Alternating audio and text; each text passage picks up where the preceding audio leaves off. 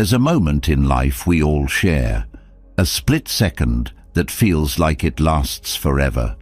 It's when you realize you've done something wrong, something that leaves a mark. Maybe it's something you said in anger, something you didn't say when someone needed you, or a choice you made that haunts you like a shadow. That knot in your stomach, the endless replay in your mind, the words, "I should have done better," circling like a broken record. It's all too familiar. It doesn't matter who you are or where you come from. This feeling connects us as humans. And yet, so many of us carry it in silence, afraid to let it go, unsure if we're even allowed to. Think back to a moment when you wished you could rewind time. Not just press pause, but actually go back and make it right. Maybe you disappointed someone you care about, hurt someone unintentionally, or let yourself down in a way that still stings. Those memories don't just sit in the past.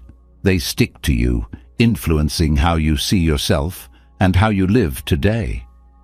They can feel like a heavy bag you're forced to carry everywhere, a burden you don't deserve but can't seem to put down. But what if that weight wasn't meant to be carried forever? What if that knot in your stomach, those restless nights, that harsh inner voice criticizing every move you make, what if they could be transformed?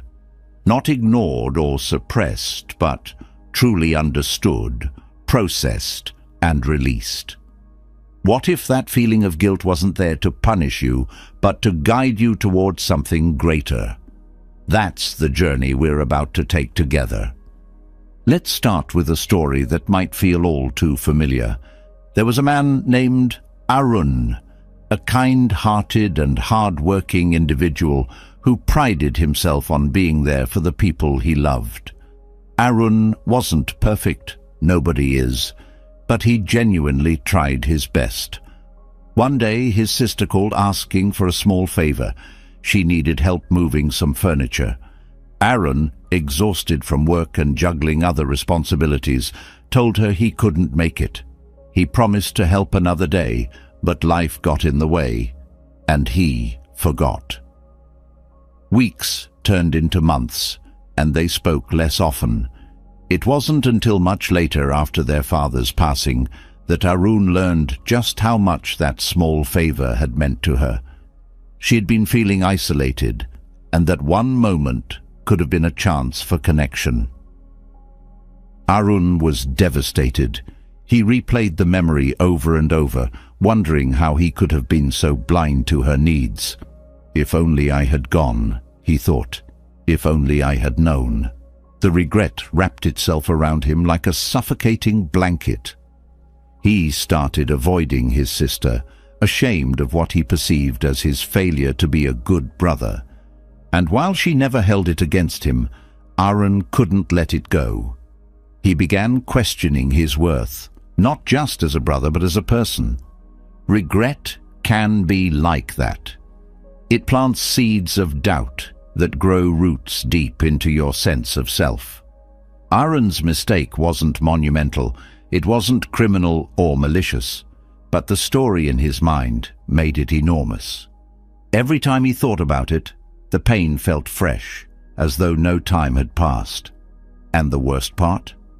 Arun wasn't just punishing himself for what he'd done. He was punishing himself for who he thought he was. A bad brother. A bad person, someone unworthy of forgiveness. The truth is, Arun's story isn't unique. We've all had moments like his, moments that make us feel small and flawed, moments where we label ourselves based on our worst choices.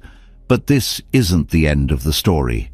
There's a shift that can happen, a way to break free from that cycle of guilt and self-judgment. Arun's turning point came unexpectedly.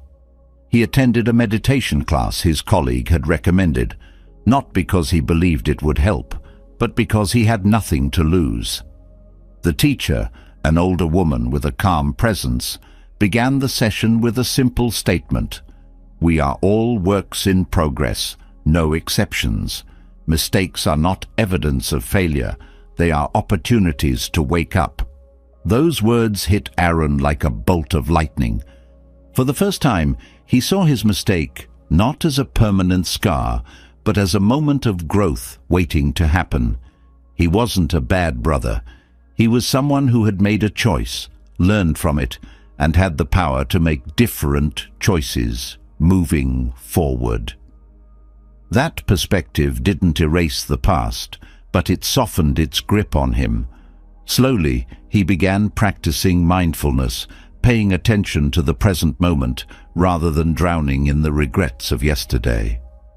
He started seeing his sister again, not as an apology, but as a chance to rebuild their bond.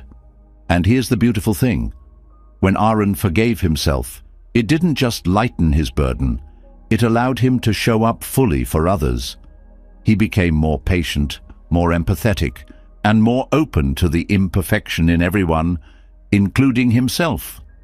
His mistake had become a teacher, one that guided him toward a deeper understanding of what it means to be human. Now, let's take a moment to reflect on this. How often do we treat ourselves like Arun did? How often do we take a single moment, a single mistake, and let it define us? The truth is, the past cannot be undone, but it doesn't have to hold us hostage. Each of us has the power to take that first step toward self-forgiveness, not by erasing what happened, but by reframing it. Mistakes are inevitable. They're a byproduct of living, of taking risks, of caring deeply, but they're also mirrors, reflecting back to us the areas where we can grow. They're reminders of our shared humanity, of the fact that we're all walking this path together, stumbling and learning as we go. It's not easy. Forgiving yourself can feel like climbing a mountain, especially when guilt and shame weigh heavily on your back. But the climb is worth it. At the top, there's something waiting for you, a version of yourself that understands mistakes not as failures, but as stepping stones. A version of yourself that is kinder, freer, and more at peace. Aaron's story reminds us that the path to self-forgiveness is not about forgetting what happened or pretending it didn't hurt.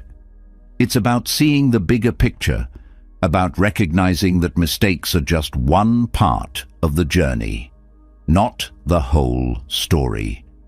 It's about meeting yourself where you are, with compassion and understanding, and taking small steps toward healing. So, what's holding you back?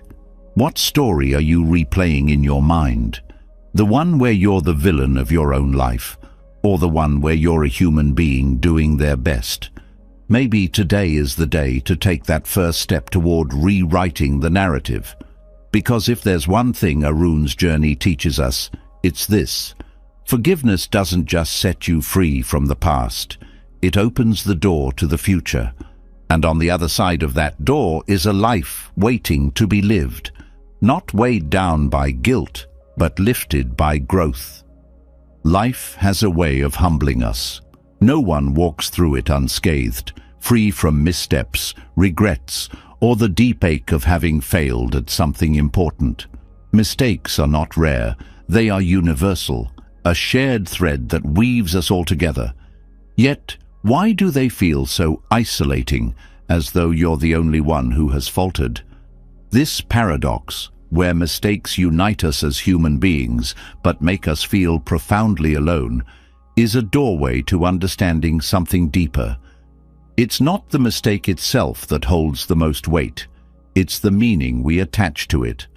Buddhism offers a perspective that shifts this meaning entirely, transforming mistakes from burdens to opportunities for awakening. Let's step into this perspective and see how it can reshape the way we see our imperfections and, ultimately, ourselves. Mistakes in the Buddhist view are not signs of failure, but markers of being alive. Life itself is a continuous process of learning, unlearning, and relearning, and mistakes are simply milestones along that journey. They are not evidence that something is wrong with you, but proof that you are human. In fact, They serve as a mirror, reflecting areas where growth is possible. Buddhism doesn't shy away from mistakes. It embraces them as essential. They are the cracks through which light enters, the moments where self-awareness begins to bloom. Central to this perspective is the concept of imperfection. In the West, perfection is often idolized, a flawless image, a pristine performance, an unattainable ideal that pressures people to hide their flaws. Buddhism, however, teaches that imperfection is the natural state of all things. This teaching is beautifully illustrated in the Japanese art of kintsugi, where broken pottery is repaired with gold, turning cracks into something that adds to the object's beauty. The philosophy behind this art is deeply Buddhist. What is broken is not ruined, it is transformed. Mistakes, like cracks, are not meant to be concealed, but to become part of the story. This perspective is rooted in the Buddhist understanding of dukkha, or suffering. The Buddha's first noble truth acknowledges that life is marked by dukkha, not as a pessimistic declaration, but as a profound recognition of reality. Mistakes are one form of this suffering, but they are not permanent. They are fleeting, like waves in the ocean, rising, peaking, and eventually dissolving back into the water. When you see mistakes in this way, they lose their ability to define you. They become experiences to learn from, not prisons to remain trapped within. What makes this teaching transformative is its connection to self-awareness. Mistakes, when viewed through a Buddhist lens, are not just errors. They are lessons. They are invitations to look inward and ask, what can I learn from this? This is not about self-criticism or endless analysis, but about cultivating mindfulness. Mindfulness allows you to observe a mistake without being consumed by it. It creates space between the event and your emotional reaction, enabling you to respond with clarity rather than react with guilt or shame. This approach doesn't mean dismissing the impact of your actions. Accountability is an essential part of the Buddhist path. When you make a mistake, the first step is to acknowledge it fully, without excuses or justifications. This acknowledgement is not about self-punishment, but about honesty.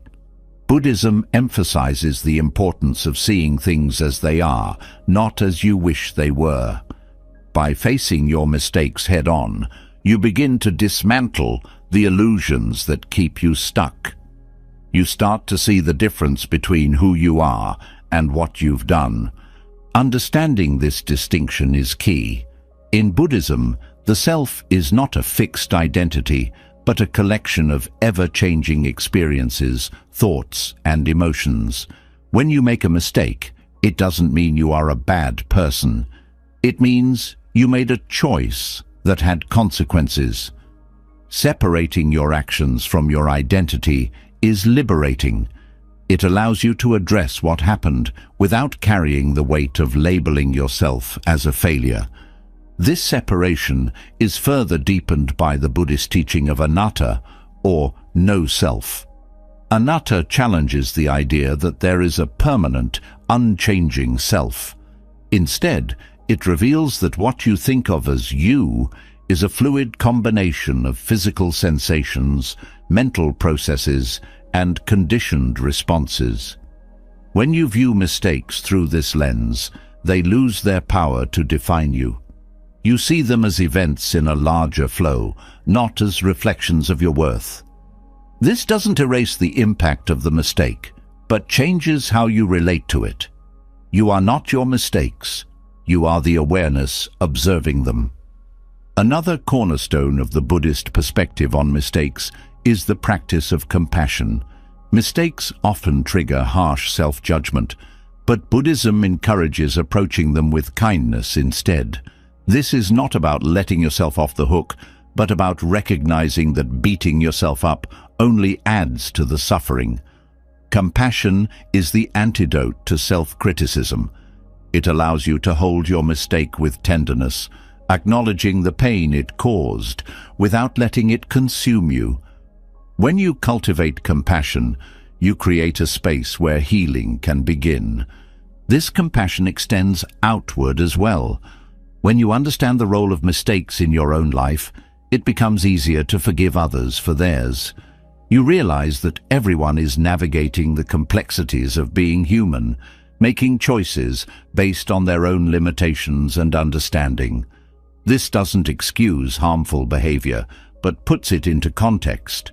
It reminds you that just as you are learning and growing, so is everyone else.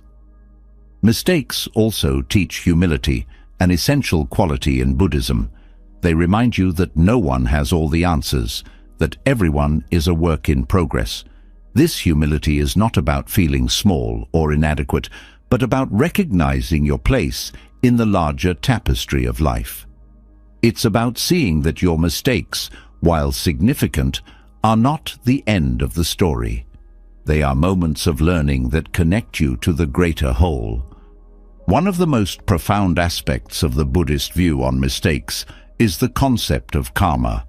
Karma is often misunderstood as a system of punishment and reward, but in Buddhism it is more accurately described as the law of cause and effect. Every action has consequences, and understanding this can be both humbling and empowering. When you make a mistake, it's an opportunity to see how your choices create ripple effects. This awareness doesn't lead to self-blame, but to a deeper sense of responsibility. It encourages you to act with intention, knowing that each moment offers a chance to create positive change. Buddhism also teaches the value of impermanence, or anicca. Nothing in life is permanent, including your mistakes. They are moments in time, not eternal truths. This perspective can bring immense relief, reminding you that the pain of a mistake will not last forever. It also emphasizes the importance of moving forward. Dwelling on the past keeps you stuck, but recognizing impermanence frees you to focus on the present moment, where real change happens. At its core, the Buddhist view of mistakes is about balance. It's about holding yourself accountable without tipping into self-condemnation. It's about learning from the past without being imprisoned by it. It's about being imperfect as an integral part of life's beauty.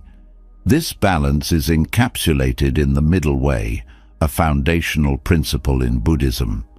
The middle way avoids extremes, neither denying your mistakes nor being consumed by them.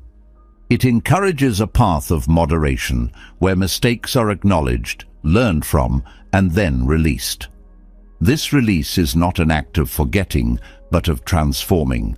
Mistakes are not erased. They are integrated into the fabric of your growth.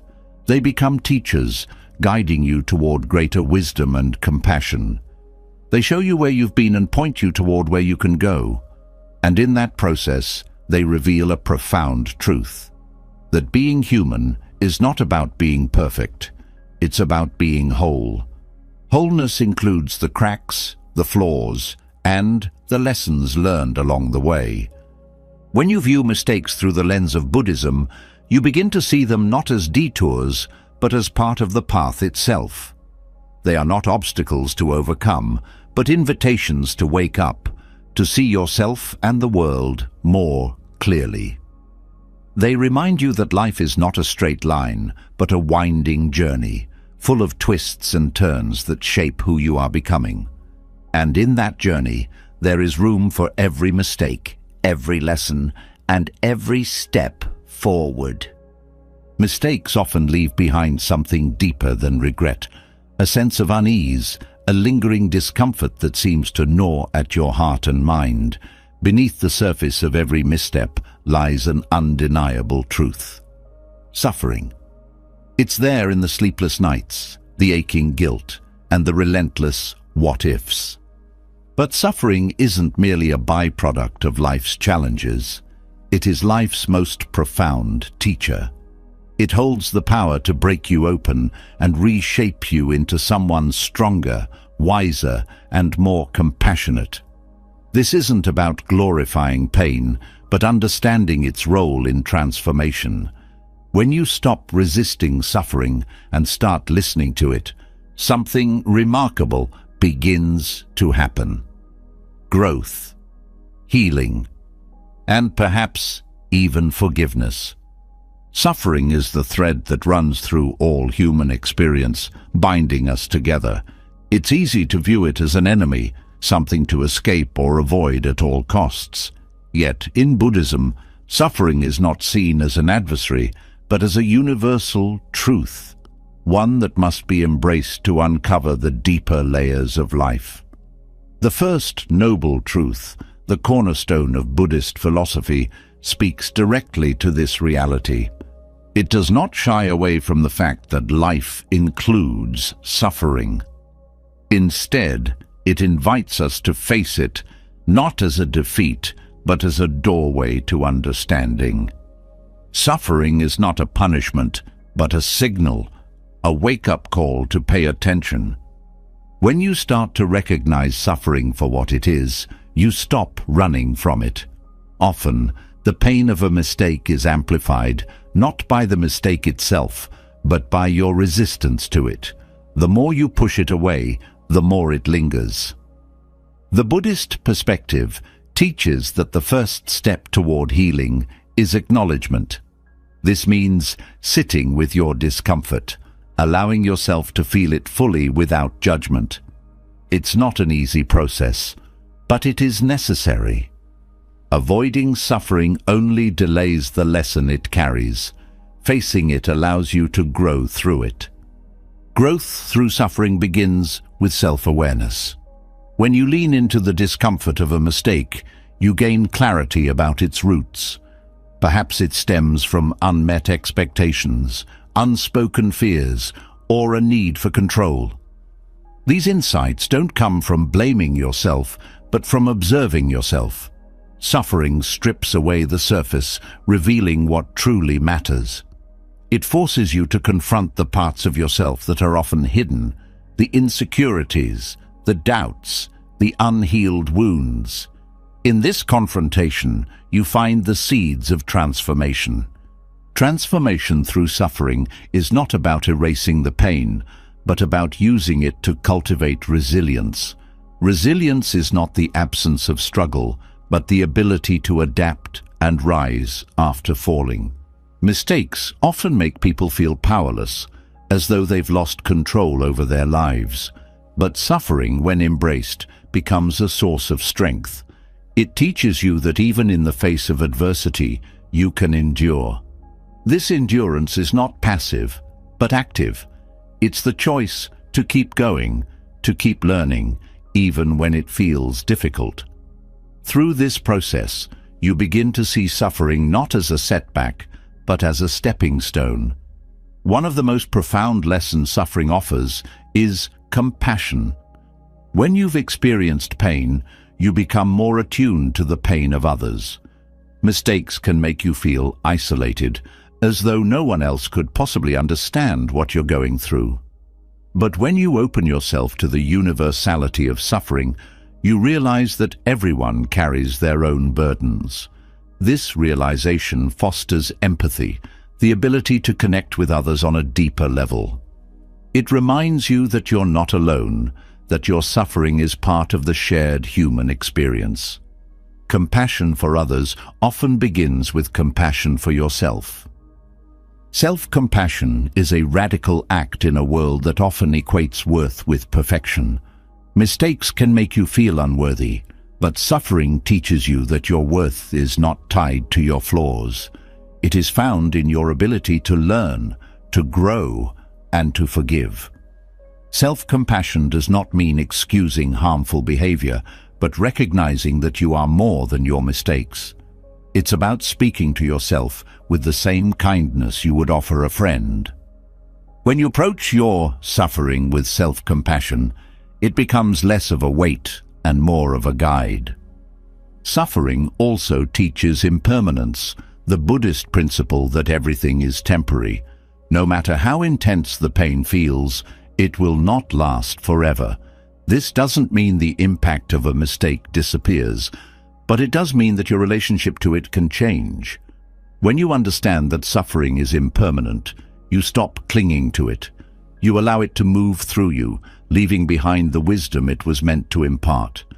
This perspective encourages you to let go, not with indifference, but with understanding. Letting go of suffering requires acceptance. Acceptance is often misunderstood as resignation, but in Buddhism, it is a powerful act of courage. It means acknowledging reality as it is, not as you wish it were. When you accept your suffering, you stop fighting against it. This doesn't mean you condone the mistake or its consequences, but you make peace with the fact that it happened. Acceptance creates space for healing. It allows you to focus on what can be changed rather than being consumed by what cannot. Suffering also reveals the interconnectedness of all things. Every action has consequences, not just for you, but for those around you. Mistakes often create ripples, affecting relationships, opportunities, and experiences. This interconnectedness can feel overwhelming, but it also offers a sense of purpose. It reminds you that your actions matter, that your growth has the potential to benefit others. When you transform your suffering into growth, you contribute to a greater good. This sense of purpose can be a powerful motivator on the path to self-forgiveness. The path to self-forgiveness is not linear. It's a journey with twists and turns, moments of progress and moments of struggle. Suffering is a companion on this journey, not an obstacle. It walks beside you, pointing out the lessons you might otherwise overlook. Each step forward is an act of courage, a reminder that you are capable of growth. This journey requires patience, not just with the process, but with yourself. Mistakes often trigger a sense of urgency, a need to fix everything immediately. But growth takes time, and suffering teaches you to honor that time. Forgiveness, both for yourself and others, is the ultimate act of liberation. It frees you from the chains of the past, allowing you to live fully in the present. Suffering plays a crucial role in this liberation. It shows you where you're holding on too tightly, where you need to let go. It invites you to release the stories you've been telling yourself about your mistakes, stories of unworthiness, failure, and shame. In their place, you can create new narratives of resilience, compassion, and transformation. Through the lens of Buddhism, suffering is not a curse, but a blessing in disguise. It is the soil in which growth takes root, the fire that refines you, the mirror that reveals your true self. When you embrace suffering, you stop being its victim and become its student. You learn to see mistakes not as permanent marks, but as temporary lessons. And in this learning, you find the strength to forgive, to heal, and to move forward. As the journey continues, remember this: suffering is not the end of the story. It is the beginning of something deeper, something richer. It is the gateway to self-awareness, the foundation of compassion, and the catalyst for transformation. By embracing suffering, you unlock the potential for growth that has always been within you. And through this growth, you discover that even the heaviest burdens can be turned into stepping stones. Suffering often leaves questions lingering in its wake. Why did this happen? Was it something I did? Could I have prevented it? These questions are not just signs of introspection, but echoes of a deeper yearning to make sense of life's events. Buddhism answers these questions through the principle of karma, a law of cause and effect that governs all actions and their consequences. This teaching doesn't point fingers or assign blame. Instead, it offers clarity, helping you take responsibility for your actions without sinking into self-judgment. Karma is not about punishment or reward. It's about understanding the ripple effects of what you do, say, and think, and how these actions shape the world around you and the life within you. Karma, at its core, is a principle of interconnection. It reveals how every action you take sets into motion a series of consequences, much like a pebble dropped into a still pond. The ripples spread outward, touching everything in their path. This interconnectedness is not limited to external events, but extends to your inner world as well. When you act with kindness, patience, or integrity, those qualities shape not only the lives of others, but also your own mind and heart.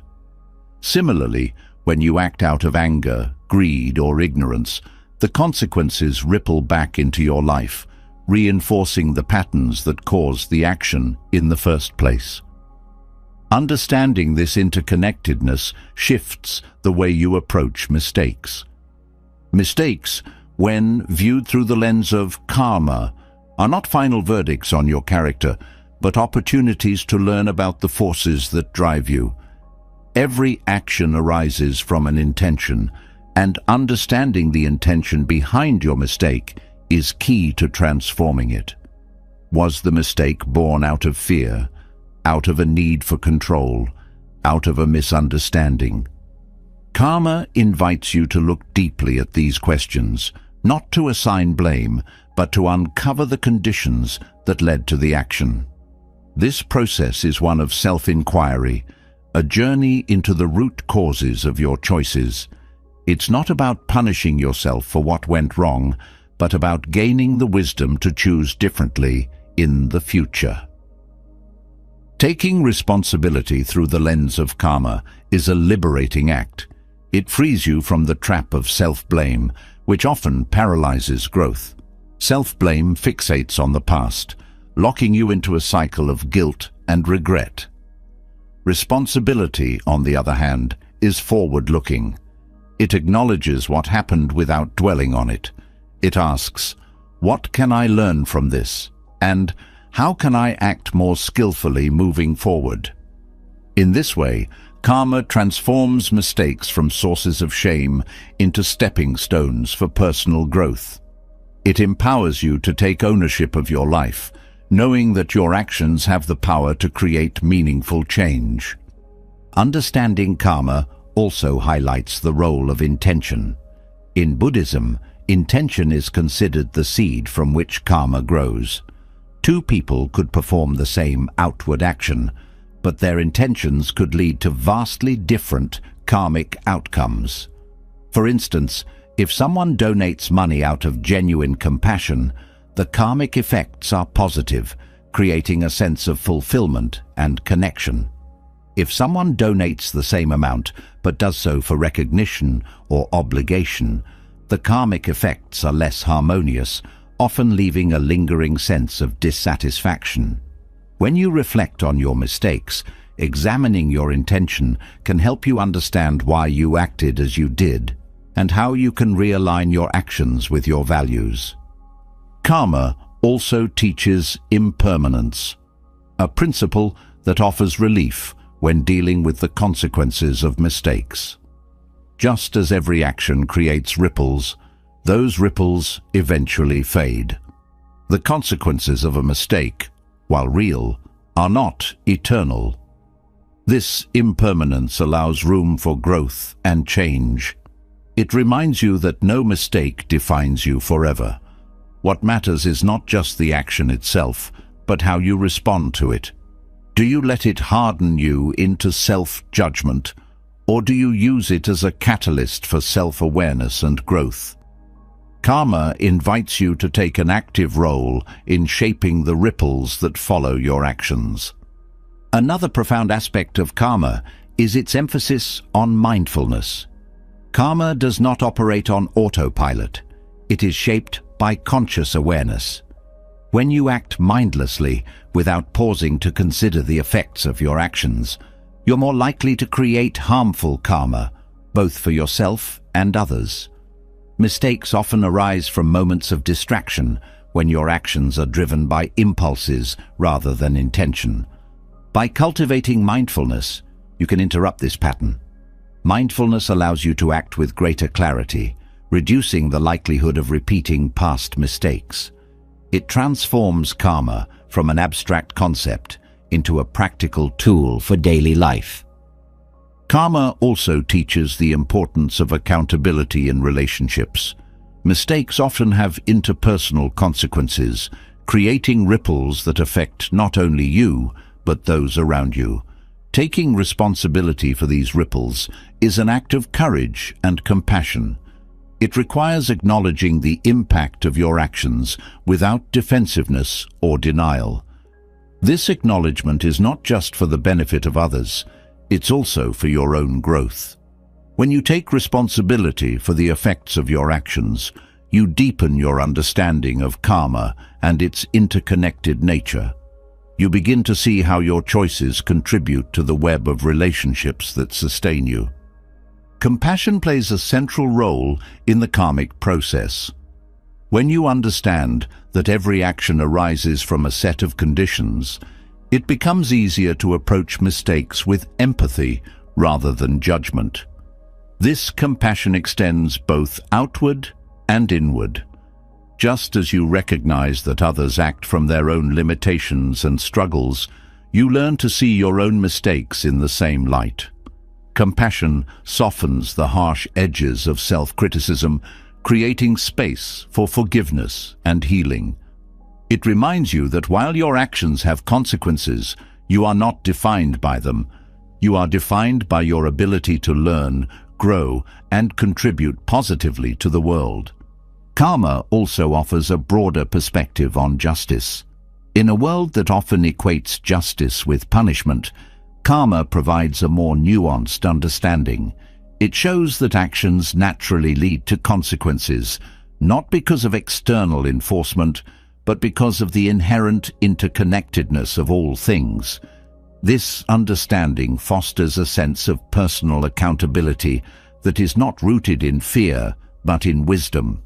It encourages you to act ethically, not to avoid punishment, but to create harmony within yourself and with others. This perspective shifts the focus from retribution to restoration, from judgment to understanding. One of the most empowering aspects of karma is its emphasis on choice.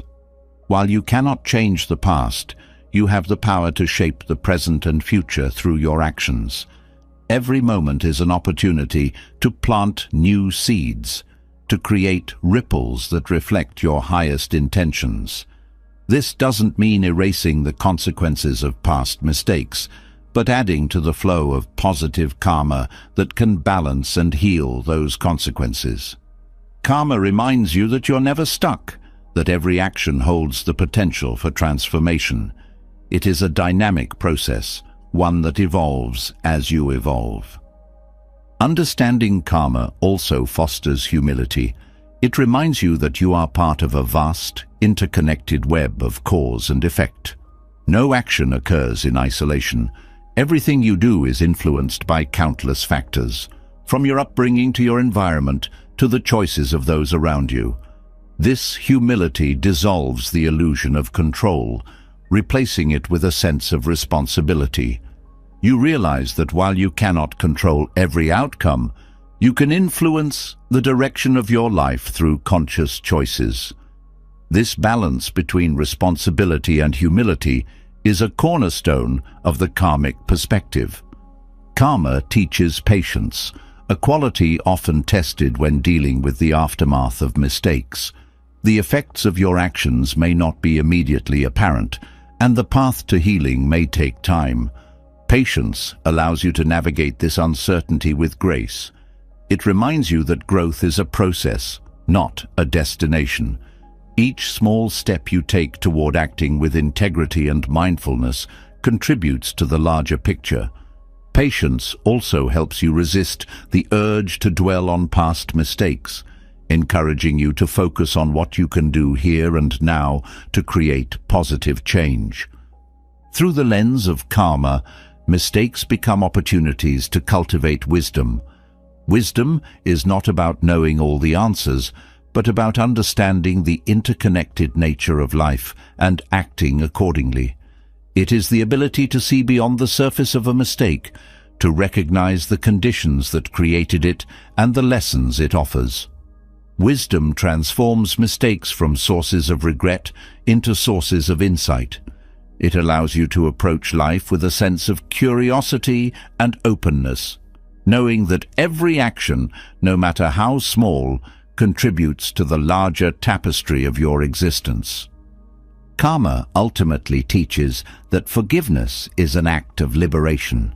When you understand the interconnected nature of actions and their consequences, you stop seeing mistakes as isolated failures. Instead, you see them as part of a larger journey, one that is shaped by countless factors and guided by your intention to grow. Forgiveness is not about erasing the past, but about releasing the grip it has on you. It is about acknowledging the ripples you've created while choosing to send out new ones that reflect the person you are becoming rather than the person you once were. The principle of karma offers a profound framework for understanding mistakes and their role in your life. It shifts the focus from blame to responsibility, from regret to growth, from punishment to transformation. By embracing this perspective, you not only free yourself from the weight of self-judgment, but also unlock the potential to create a life that reflects your deepest values. Karma reminds you that every action matters, that every choice holds the power to shape your reality. And in that truth lies the path to self-forgiveness and lasting transformation. Karma reveals the intricate web of cause and effect, showing us how each action ripples outward and inward, shaping who we are and the world we experience. But knowing this isn't always enough to soften the sharp edges of guilt or regret. After recognizing the weight of responsibility, there remains the challenge of living with it. This is where mindfulness enters as a powerful ally. Mindfulness is not just a tool for calmness. It is a profound practice that allows you to step into the present moment, meet your emotions with compassion, and begin to release the chains of guilt tied to past mistakes. Through mindfulness, you discover a way to untangle yourself from the stories of the past and find freedom in the now.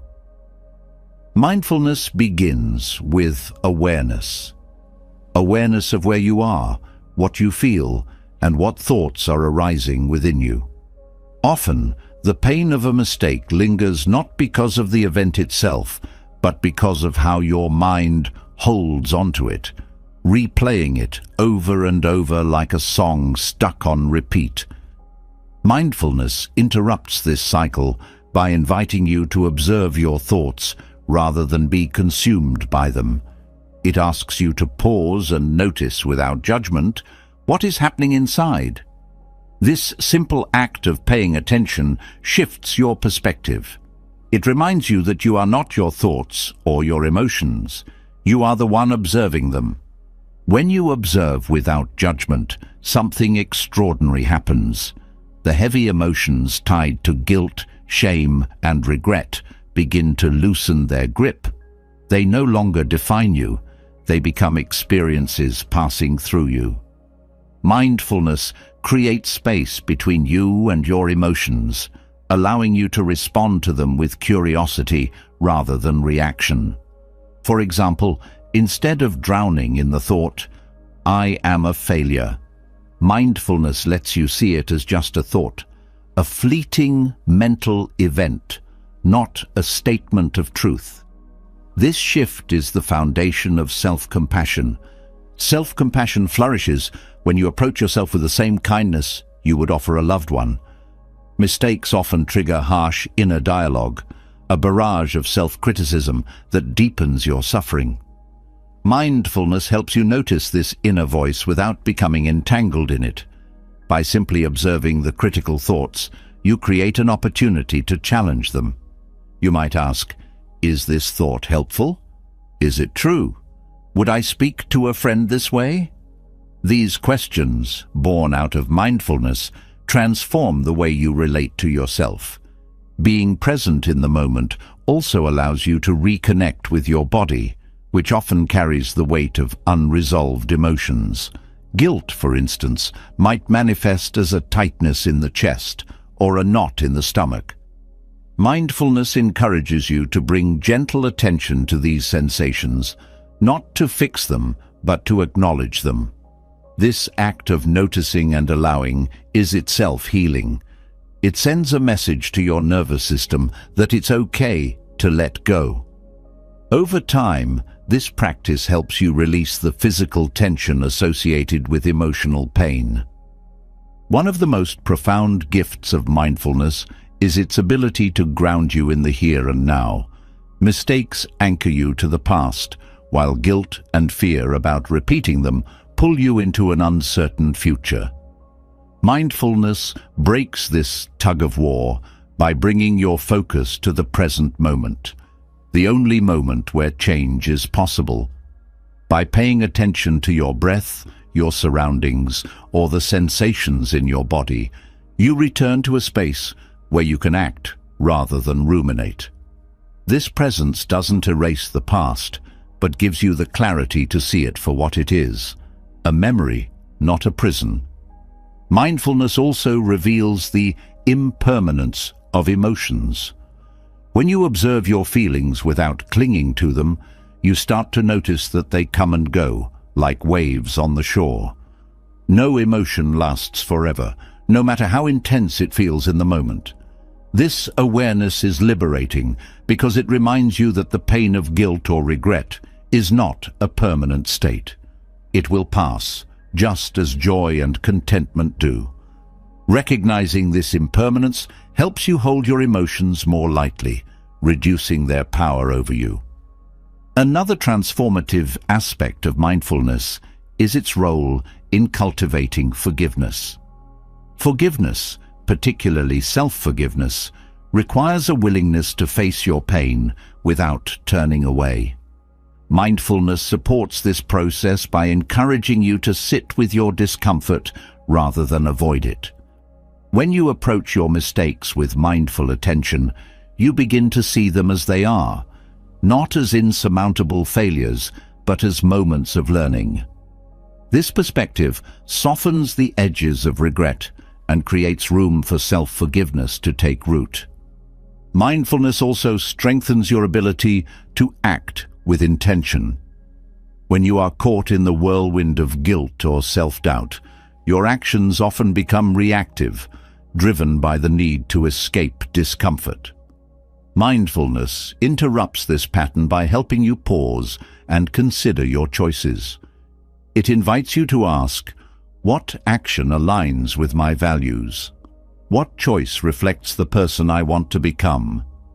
This intentionality transforms mistakes into opportunities for growth, allowing you to move forward with clarity and purpose. One of the subtler benefits of mindfulness is the way it fosters gratitude. When you are fully present, you begin to notice the small moments of beauty and kindness that often go unnoticed. A gentle breeze, a kind word, the warmth of sunlight on your skin. These moments remind you that life is more than your mistakes.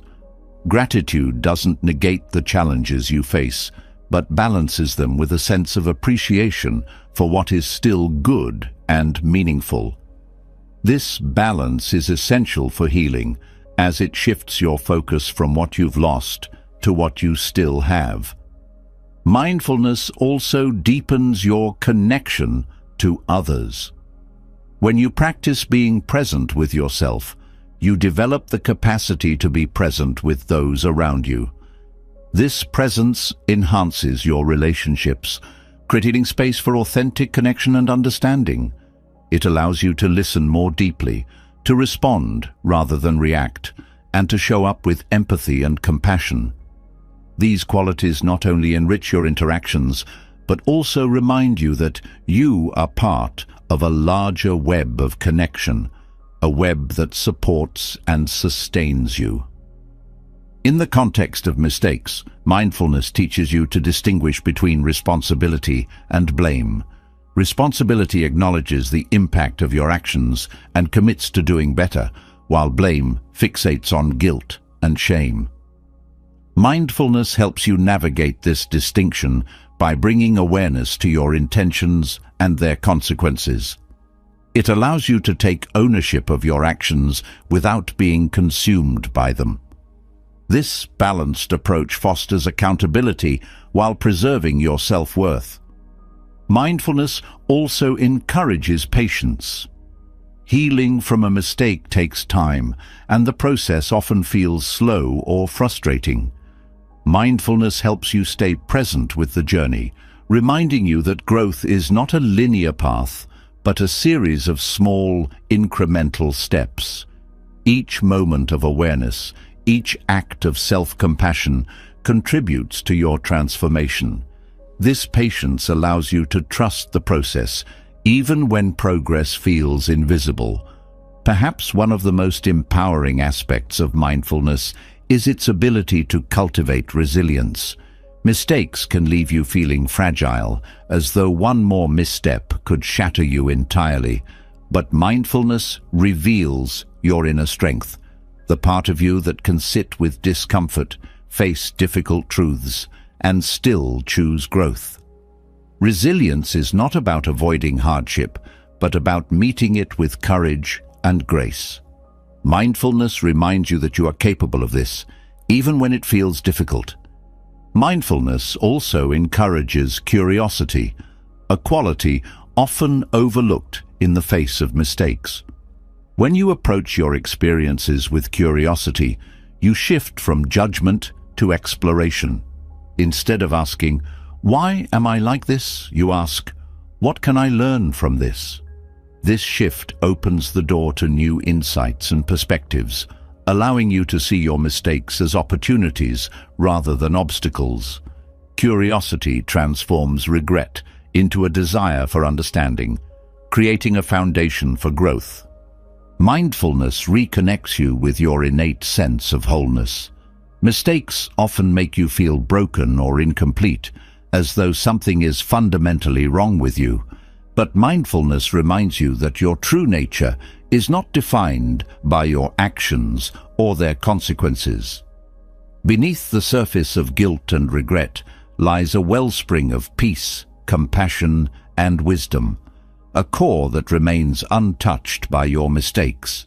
Mindfulness helps you access this core, allowing you to approach life with greater confidence and clarity. In embracing mindfulness, you don't just learn to release guilt or regret. You learn to live with a greater sense of presence and purpose. You discover that your mistakes are not the end of your story, but a part of your journey. One that can lead to deeper self-awareness, compassion, and resilience. Mindfulness is the bridge that connects you to the present moment, to your true self, and to the infinite potential for growth and healing that lies within you. Through this practice, you transform not only your relationship with your mistakes, but also your relationship with yourself. Mindfulness reveals the power of presence, grounding you in the here and now. But what about the grip of the past? Those moments of regret, the memories that resurface uninvited, and the weight of what could have been. These can linger, keeping you tethered to a time you can no longer change. The Buddhist concept of non-attachment offers a profound way to free yourself from this cycle. It's not about indifference or forgetting, but about releasing the hold the past has over you, while carrying forward the wisdom it offers. Non-attachment is the key to letting go without losing the lessons, and it unlocks a life lived with clarity and peace. At its heart, non-attachment teaches that clinging is the source of much of our suffering. When you hold tightly to past mistakes or regrets, you create a mental loop that replays the pain over and over again. This clinging doesn't change the past, it only amplifies its hold on you. Buddhism refers to this attachment as upadana, a grasping at what cannot be undone. Non-attachment, by contrast, is the practice of loosening that grip, not by force, but by understanding. It is a gentle untying of the knots that bind you to the past, allowing you to move forward with grace. Letting go begins with acceptance. To release the past, you must first acknowledge it fully, not as you wish it had been, but as it was. This is not an easy step, as it requires facing the discomfort of your mistakes without turning away. Acceptance does not mean condoning what happened or dismissing its impact. It means recognizing the reality of the past and choosing to stop fighting it. When you accept what cannot be changed, you free yourself from the struggle against reality. This freedom is the foundation of non-attachment. Non-attachment also invites you to separate yourself from the narratives you've built around your past. Often, the pain of a mistake is less about the event itself and more about the story you tell yourself about it. You may label yourself as a failure, a bad person, or someone undeserving of happiness. These labels become identities, shaping how you see yourself and how you move through the world. Non-attachment asks you to question these stories. Are they true? Are they helpful? Or are they simply habits of thought that keep you stuck? By letting go of these narratives, you create space to redefine yourself. This process is deeply connected to the Buddhist understanding of impermanence. The past, like everything else, is not fixed. It exists only as a memory, a mental construct that shifts with time and perspective. Recognizing this impermanence can help you loosen your grip on the past. You see that the mistake you made, the regret you carry, is not a permanent stain, but a fleeting moment in the vastness of your life. This perspective allows you to hold the past lightly, appreciating the lessons it offers without being weighed down by it. Non-attachment does not mean erasing the past or pretending it doesn't matter. On the contrary, it involves integrating the lessons of the past into your present life. When you let go of the emotional charge tied to a mistake, you can reflect on it with clarity. What did it teach you about yourself, about others, about the world? These lessons become part of your wisdom, guiding your future actions. Non-attachment transforms the past from a source of pain into a wellspring of insight. Another crucial aspect of non-attachment is forgiveness.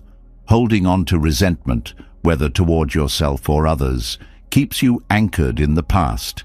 Forgiveness is the act of releasing that anchor. It is not about excusing harm or minimizing its impact, but about freeing yourself from the burden of carrying it. Forgiveness, rooted in non-attachment, acknowledges the pain while choosing not to let it define your present or future. It is an act of liberation, one that benefits you as much as, if not more than, the person you forgive. Non-attachment also helps you navigate the fear of letting go. Clinging to the past often feels safer than stepping into the unknown of the present. The pain of a familiar mistake can seem less daunting than the uncertainty of who you might become without it. Non-attachment teaches you to trust in the unfolding of life. It reminds you that letting go is not an act of loss, but an act of making space. Space for growth, for healing, and for new possibilities. This trust is not blind, but rooted in the awareness that life is ever-changing and that holding on too tightly only creates resistance. One of the challenges of letting go is the tendency to revisit past mistakes in search of resolution. The mind often convinces you that if you think about it just one more time, you'll find the answer or the closure you're looking for. Non-attachment counters this impulse by shifting your focus from solving the past to being present with it. Instead of ruminating, you observe. Instead of analyzing, you accept. This shift breaks the cycle of rumination and brings you back to the present, where real change happens. Non-attachment also fosters humility. It reminds you that no one is immune to mistakes and that perfection is an illusion. This humility softens the harshness of self-judgment, replacing it with a sense of shared humanity. When you let go of the need to be flawless, you create room for authenticity. You allow yourself to be seen as you are, imperfect, yes, but also whole and capable of growth. This authenticity is a gift, not only to yourself, but to those around you. Letting go of the past also involves letting go of control. Often, clinging to mistakes is a way of trying to rewrite them, to exert control over something that has already happened. Non-attachment teaches you that control is not the path to peace. Surrender is. Surrender does not mean giving up, but yielding to the reality of what is. It is an act of trust, a recognition that life moves forward regardless of your grip on the past. This surrender opens the door to freedom, allowing you to step into the flow of the present moment. Non-attachment is deeply connected to compassion, both for yourself and for others. When you release the hold of the past, you can approach yourself with greater kindness. You see that your mistakes, while painful, do not diminish your worth. Compassion also extends outward, helping you understand that others are on their own journeys of growth and imperfection. This understanding creates space for empathy and connection, dissolving the barriers that regret and resentment often build. Letting go also requires courage. It takes bravery to release what is familiar, even when it no longer serves you. Non-attachment is not a passive act, but an active choice to face your fears and step into the unknown. This courage is fueled by faith, not blind faith, but a deep trust in your capacity to grow and adapt. It is the belief that the lessons of the past will guide you, even as you let go of its weight. This faith empowers you to move forward with confidence and clarity. The practice of non-attachment also cultivates gratitude. When you release the grip of the past, you become more attuned to the present moment and the gifts it offers. Gratitude shifts your focus from what you've lost to what you have. It reminds you that every mistake, every regret has brought you to where you are now. This perspective transforms the past from a source of pain into a source of appreciation. Gratitude, like non-attachment, is a practice of freedom. Non-attachment ultimately leads to liberation. When you let go of the past, you free yourself from its chains. You reclaim your energy, your focus, and your ability to fully engage with life. This liberation is not about forgetting the past, but about integrating it into your journey in a way that serves your growth. It is the realization that you are not bound by what has happened, but are constantly being shaped by what you choose to do now. Non-attachment transforms the past from a weight to be carried into a foundation to build upon. Through the practice of non-attachment, you learn to see the past not as a prison, but as a teacher. You release the pain, retain the lessons, and move forward with a heart that is lighter and a spirit that is freer. This is not an easy path, but it is a transformative one. It is a journey of courage, compassion, and profound inner freedom. A journey that allows you to fully embrace the present while honoring the wisdom of the past. Letting go of the past releases its grip on your heart, creating space for healing and growth. But what about the stories we tell ourselves about who we are? So often, we attach our identity to our mistakes, carrying the weight of labels like failure or unworthy. These stories don't just linger, they define the way we see ourselves, shaping every choice we make. Buddhism invites us to explore a liberating truth.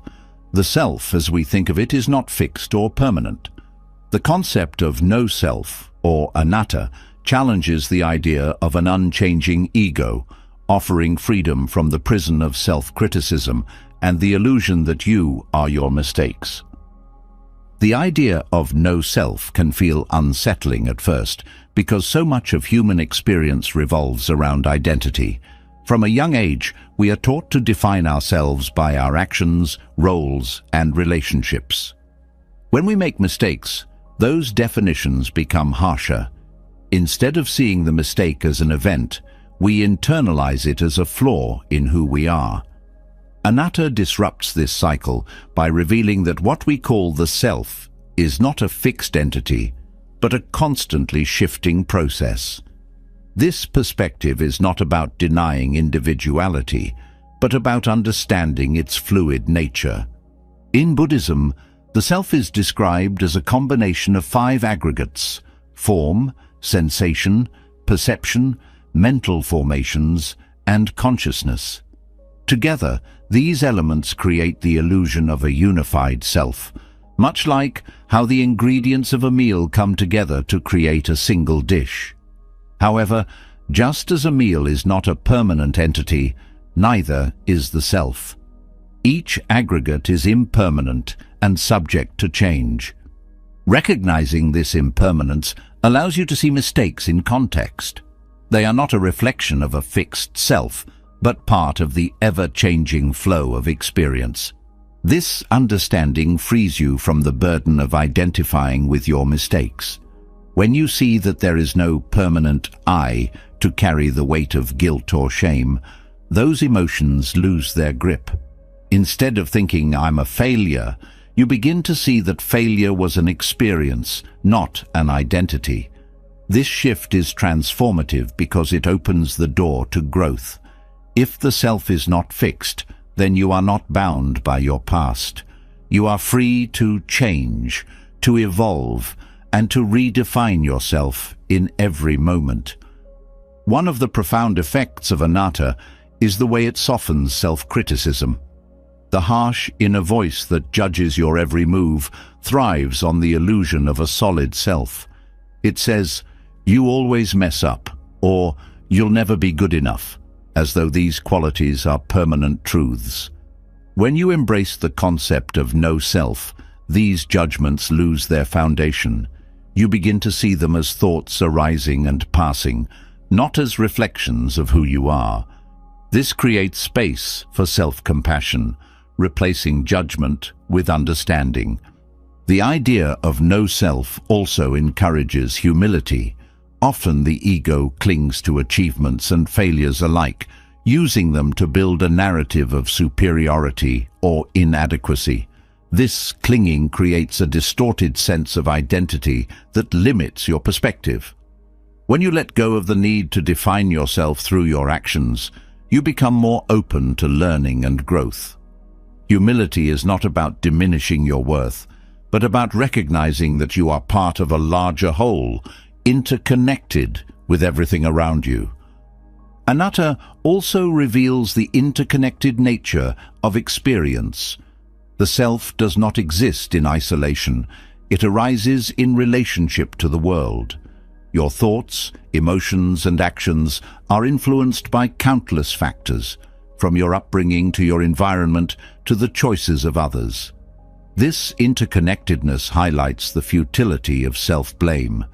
When you make a mistake, it is not the result of a singular fixed identity, but of a complex web of causes and conditions. Understanding this encourages you to approach your mistakes with curiosity rather than judgment. This perspective also fosters resilience. When you stop seeing mistakes as reflections of a flawed self, you become less afraid of making them. The fear of failure often paralyzes growth, but the concept of no self dissolves this fear by showing that failure is not a threat to your identity. It is simply a moment in time, a lesson to be learned. Resilience is born from this freedom, the ability to face challenges without clinging to the outcome or letting it define you. No self also transforms the way you relate to others. When you let go of the need to protect or defend a fixed identity, you become more open to connection. Mistakes often strain relationships because they trigger feelings of shame or defensiveness. Anatta dissolves these barriers, allowing you to take responsibility for your actions without being consumed by them. This openness creates a foundation for trust and understanding, deepening your relationships and fostering mutual growth. The practice of mindfulness plays a crucial role in realizing no self. Mindfulness allows you to observe the arising and passing of thoughts, emotions, and sensations without clinging to them. Through this observation, you begin to see the fluid nature of experience. You notice that what you call self is constantly changing, shaped by the conditions of each moment. This awareness is liberating because it breaks the cycle of identification. Instead of saying, "I am angry," or "I am guilty," you begin to see, anger is arising, or guilt is present. This shift creates a sense of spaciousness, allowing you to respond to your emotions rather than react to them. Anatta also encourages you to question the stories you tell yourself about your mistakes. These stories often reinforce the illusion of a fixed self, creating narratives like, "I always mess up," or "I'm just not good at this." By examining these stories through the lens of no self, you begin to see their impermanence. They are not truths, but patterns of thought that can be changed. This realization empowers you to rewrite your narrative, focusing on growth and possibility rather than limitation. The concept of no self does not negate responsibility. Rather, it deepens it. When you see that your actions arise from a web of causes and conditions, you become more mindful of the impact of your choices. Responsibility in this context is not about self-blame, but about conscious action. It is the recognition that while you cannot control every outcome, you can influence the direction of your life through your intentions and actions. This perspective encourages you to act with integrity and awareness. No self also invites you to explore the deeper layers of your being. Beneath the shifting thoughts and emotions lies a sense of presence, a quiet, stable awareness that is not defined by the fluctuations of experience. This presence is your true nature, untouched by mistakes or achievements. When you connect with this awareness, you discover a profound sense of peace. You realize that who you are is not limited to the roles you play or the mistakes you've made, but is something much vaster. This awareness also fosters gratitude. When you see that the self is not a fixed entity, but a dynamic process, you become more attuned to the beauty of impermanence. Every moment becomes an opportunity to grow, to learn, and to experience life in its fullness. Gratitude arises naturally from this perspective because you no longer cling to what was or worry about what will be. You are present with what is, appreciating the flow of life and the lessons it brings. The concept of no self ultimately leads to liberation. It frees you from the chains of self-criticism and the illusion of being defined by your mistakes. It shows you that your worth is not tied to your actions, but is inherent in your being.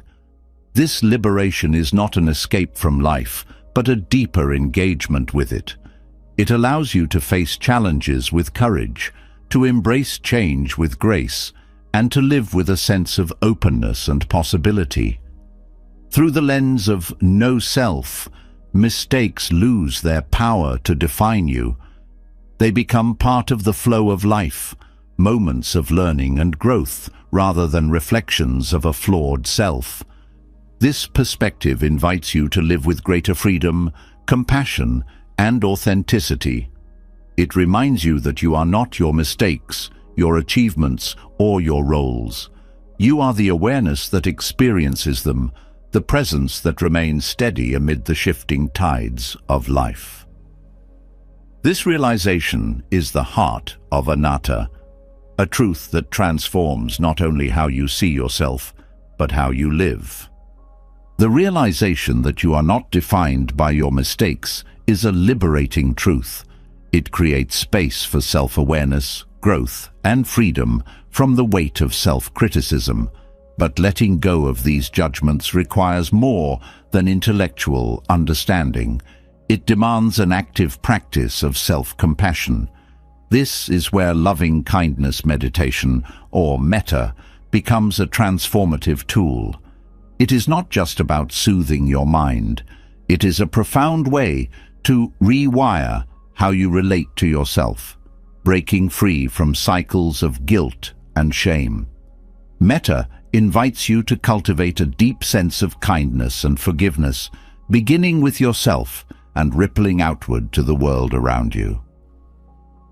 Loving kindness meditation begins with intention.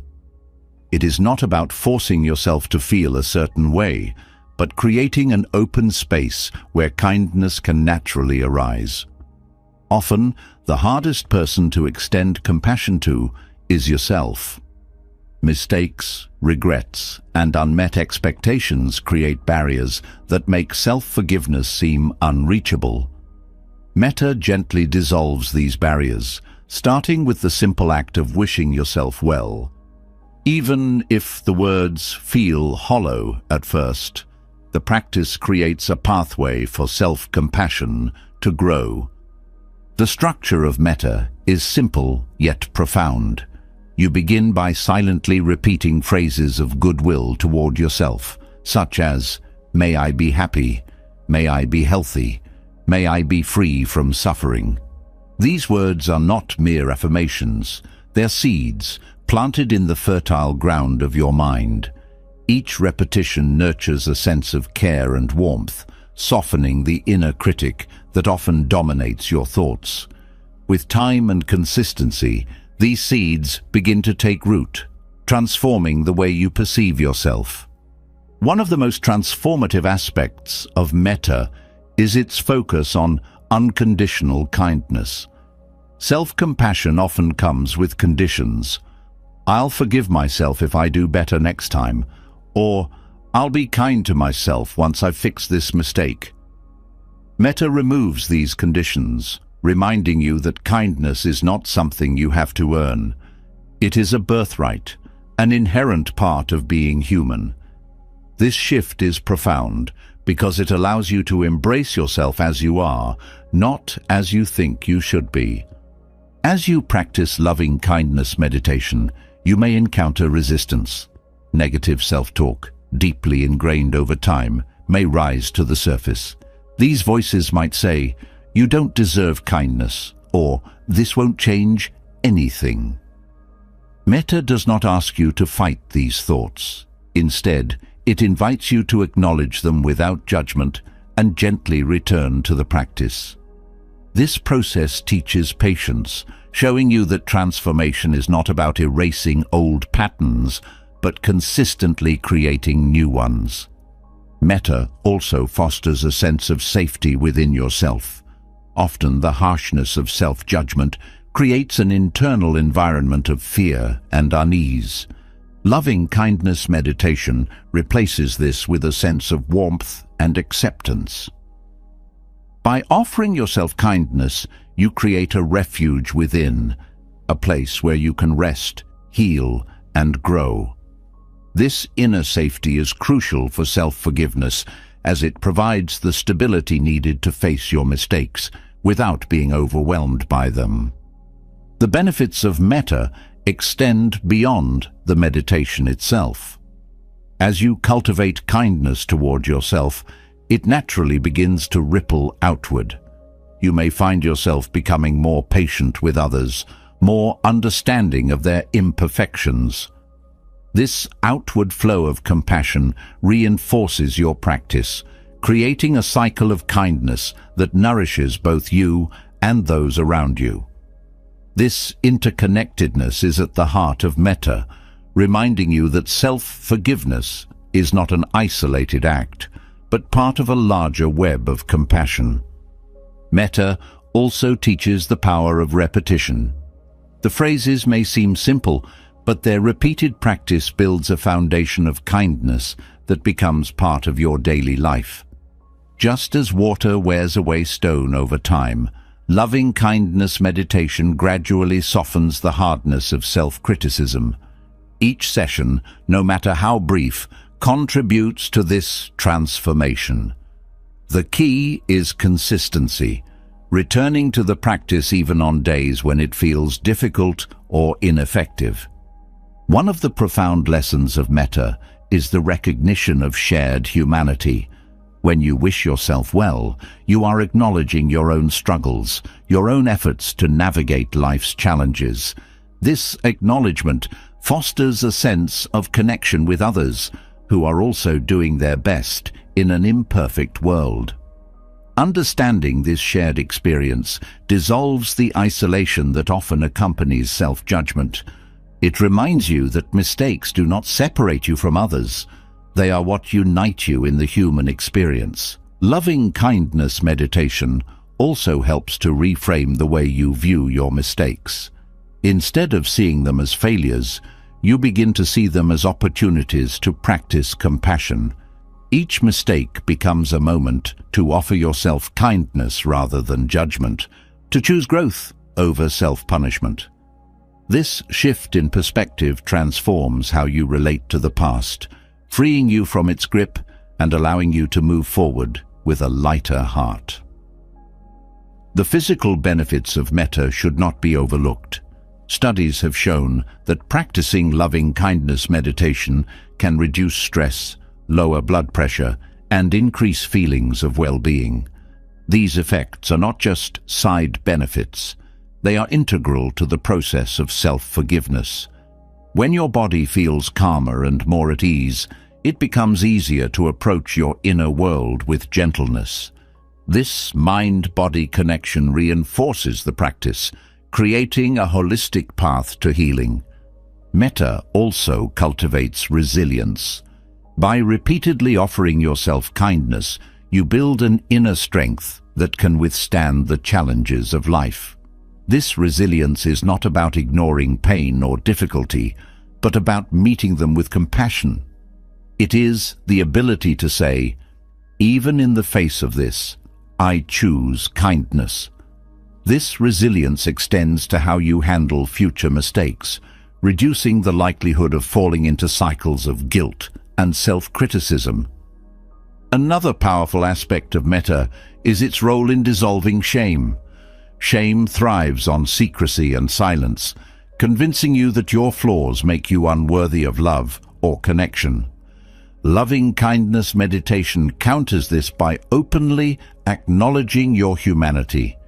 It says, you are deserving of kindness, not despite your mistakes, but because of them. This acknowledgement is deeply healing, breaking the cycle of shame and replacing it with self-acceptance. Metta also encourages you to be present with yourself. In the rush of daily life, it is easy to overlook your own needs, to push aside your emotions in favor of productivity or distraction. Loving kindness meditation creates a space where you can pause and truly listen to yourself. This presence is a form of self-care, a way of saying, you matter. It reminds you that taking time for yourself is not selfish, but essential for your well-being. The practice of metta also highlights the importance of balance. Self-compassion is not about avoiding responsibility or ignoring the impact of your actions. It is about approaching your mistakes with honesty and kindness, recognizing that accountability and self-forgiveness can coexist. Loving kindness meditation teaches you to hold both truths, that you can take responsibility for your actions while still offering yourself compassion. This balance creates a foundation for genuine growth and healing. As you continue practicing metta, you may notice a shift in how you speak to yourself. The harsh inner critic begins to soften, replaced by a voice that is gentler and more supportive. This transformation is not about silencing the critic entirely, but about creating a dialogue rooted in kindness.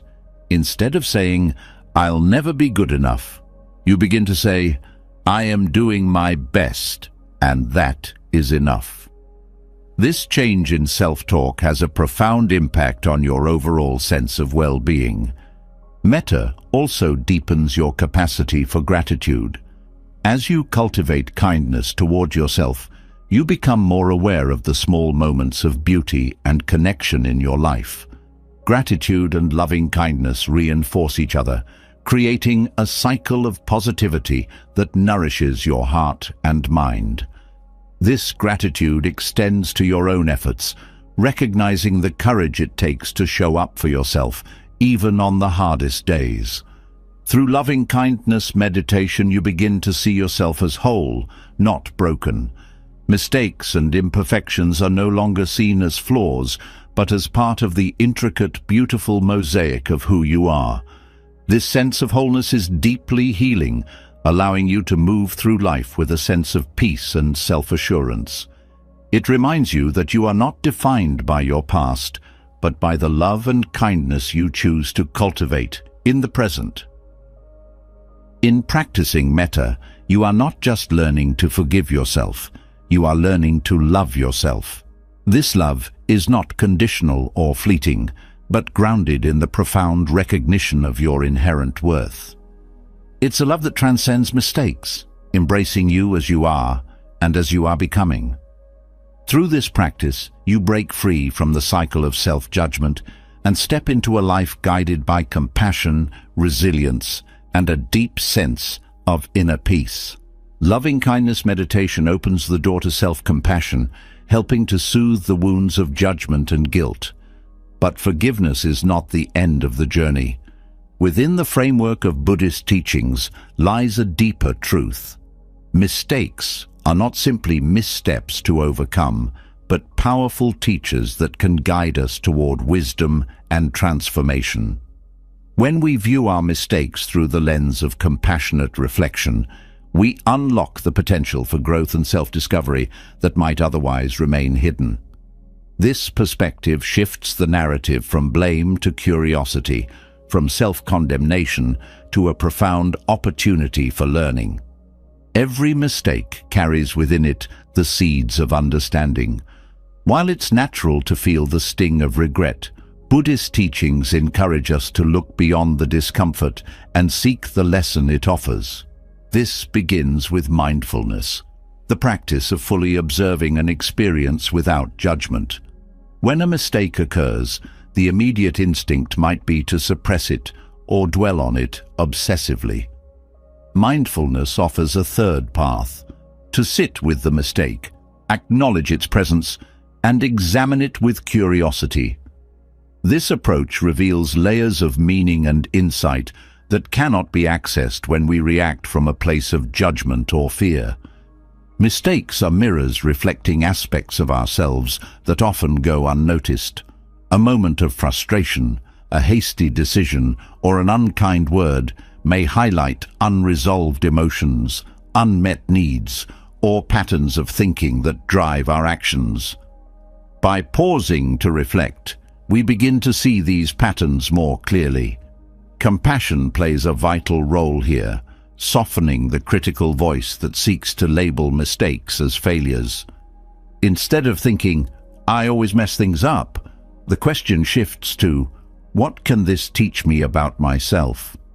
This reframing transforms the mistake from a source of pain into a valuable teacher. Buddhist philosophy teaches that suffering arises from attachment, including attachment to an idealized version of ourselves. Mistakes challenge these ideals, often leading to feelings of inadequacy or disappointment. However, when we accept that imperfection is an inherent part of being human, the pressure to meet unrealistic standards begins to dissolve. Mistakes no longer feel like a betrayal of who we are, but a natural part of our journey.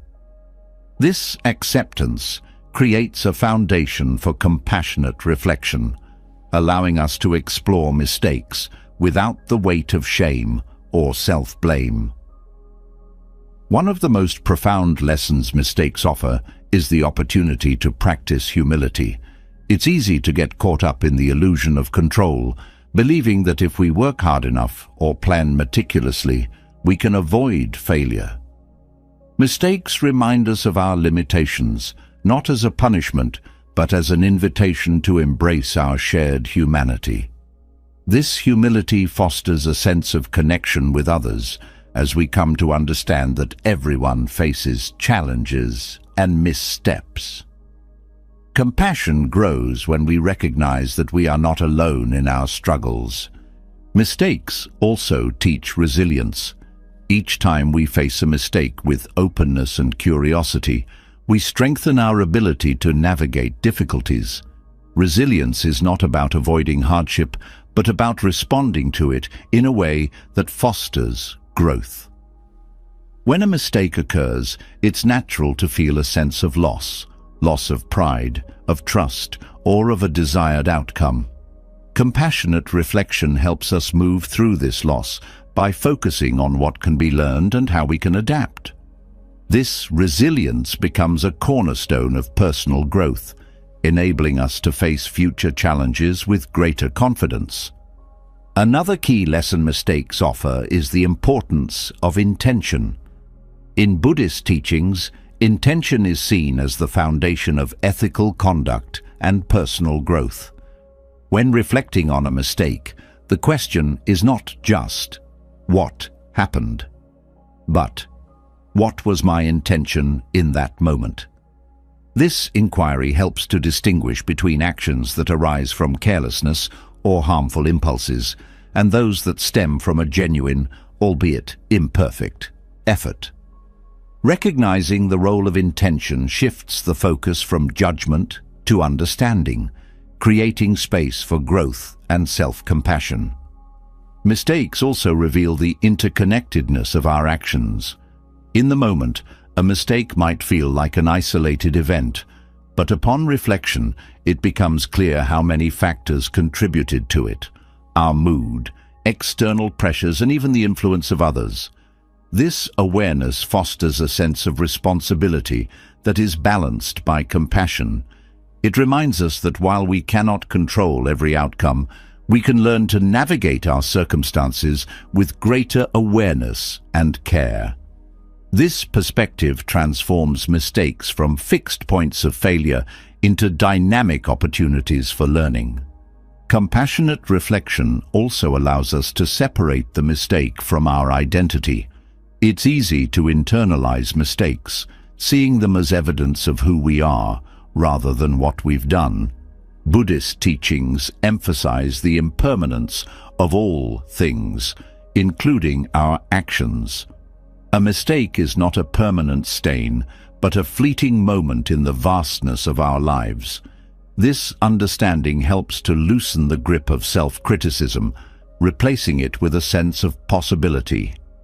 Each moment offers a chance to learn, to grow, and to choose differently.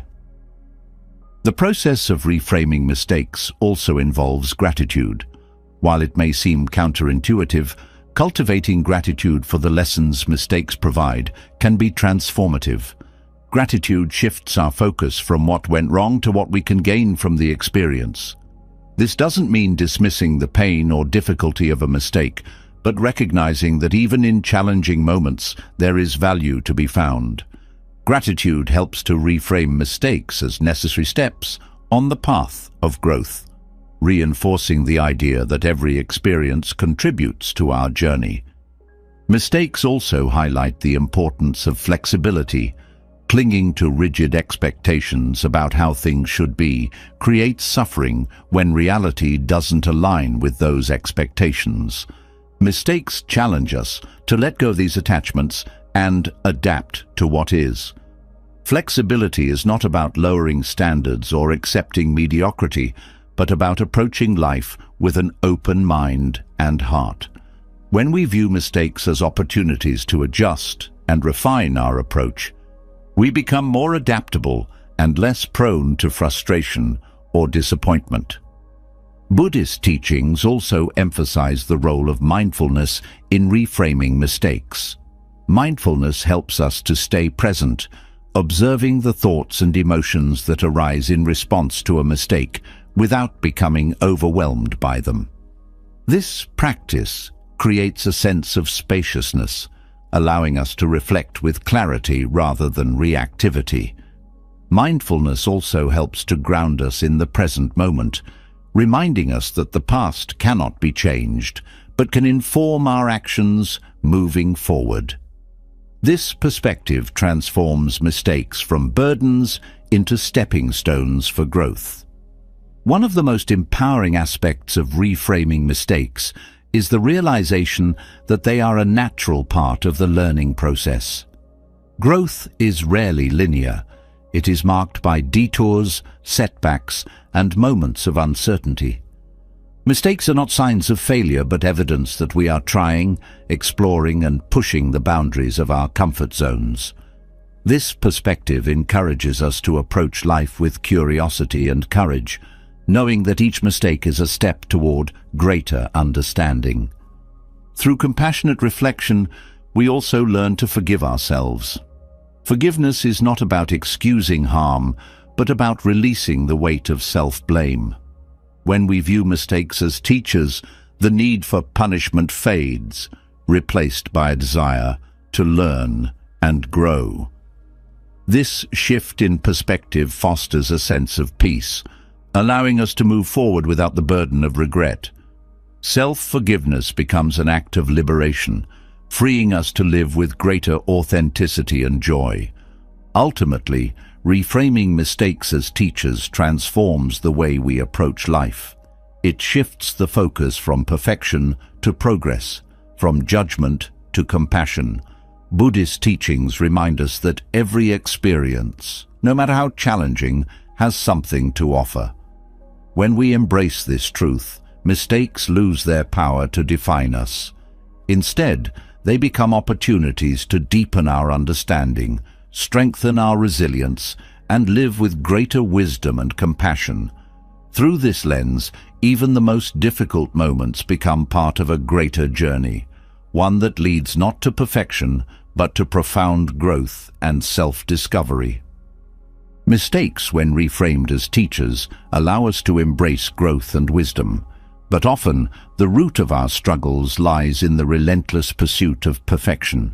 This drive to achieve an unattainable ideal can consume us, leaving us trapped in cycles of frustration and disappointment. Perfectionism is a subtle burden, one that convinces us that we are never enough, no matter how much we do or achieve. In Buddhism, the middle way offers a path out of this cycle, guiding us toward balance and harmony between striving for growth and embracing the beauty of imperfection.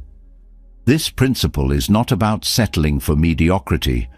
It is about finding freedom in the acknowledgement that life is a dynamic process, not a checklist of flawless achievements. The middle way begins with recognizing the extremes that dominate human behavior. On one side is the pursuit of perfection, a relentless striving that leaves no room for rest, reflection, or acceptance. On the other is complete complacency, where the desire for growth is stifled by avoidance or fear of failure. Neither extreme offers peace. The middle way invites us to walk the line between these poles, finding balance by honoring both our aspirations and our limitations. This approach fosters a deeper connection to life as it is, rather than as we believe it should be. Perfectionism often stems from a desire to control outcomes. We think that if we work hard enough or meet certain standards, we can prevent mistakes, avoid criticism, or secure approval. However, this mindset overlooks the inherent unpredictability of life. The middle way teaches us to release this illusion of control, not by abandoning our goals, but by approaching them with flexibility and openness. This shift allows us to engage fully with our efforts without becoming attached to specific results. It transforms striving from a source of tension into an act of joyful participation in life. One of the key lessons of the middle way is the importance of self-compassion. Perfectionism thrives on harsh self-criticism, convincing us that any deviation from our standards is a failure. The middle way counters this by reminding us that imperfection is not a flaw, but a fundamental aspect of being human. Self-compassion becomes the bridge between striving and acceptance, allowing us to acknowledge our efforts while forgiving our missteps. This balance nurtures a sense of inner peace as we learn to be kind to ourselves regardless of the outcome. The middle way also challenges the notion that perfection is necessary for worthiness. Perfectionism often ties our self-worth to external achievements, creating a constant need to prove ourselves. This mindset can be exhausting, leaving us feeling empty even when we meet our goals. The middle way shifts the focus inward, emphasizing intrinsic worth over external validation. It reminds us that we are valuable not because of what we achieve, but because of who we are. This realization liberates us from the need to constantly measure up, allowing us to pursue growth from a place of curiosity rather than fear. A powerful aspect of the middle way is its emphasis on process over outcome. Perfectionism fixates on the end result, often at the expense of the journey. This can lead to burnout as we push ourselves beyond our limits in pursuit of an ideal. The middle way encourages us to find meaning and fulfillment in the process itself. Whether we succeed or fail becomes secondary to the effort, intention, and presence we bring to our actions. This perspective not only reduces stress, but also enhances our engagement with life, making each moment an opportunity for growth. Letting go of perfectionism through the middle way also fosters resilience. When we no longer see failure as a reflection of our worth, we become more willing to take risks and embrace challenges. Resilience grows from this willingness as we learn to adapt and grow in response to setbacks. The middle way teaches us that failure is not the opposite of success, but an integral part of the journey.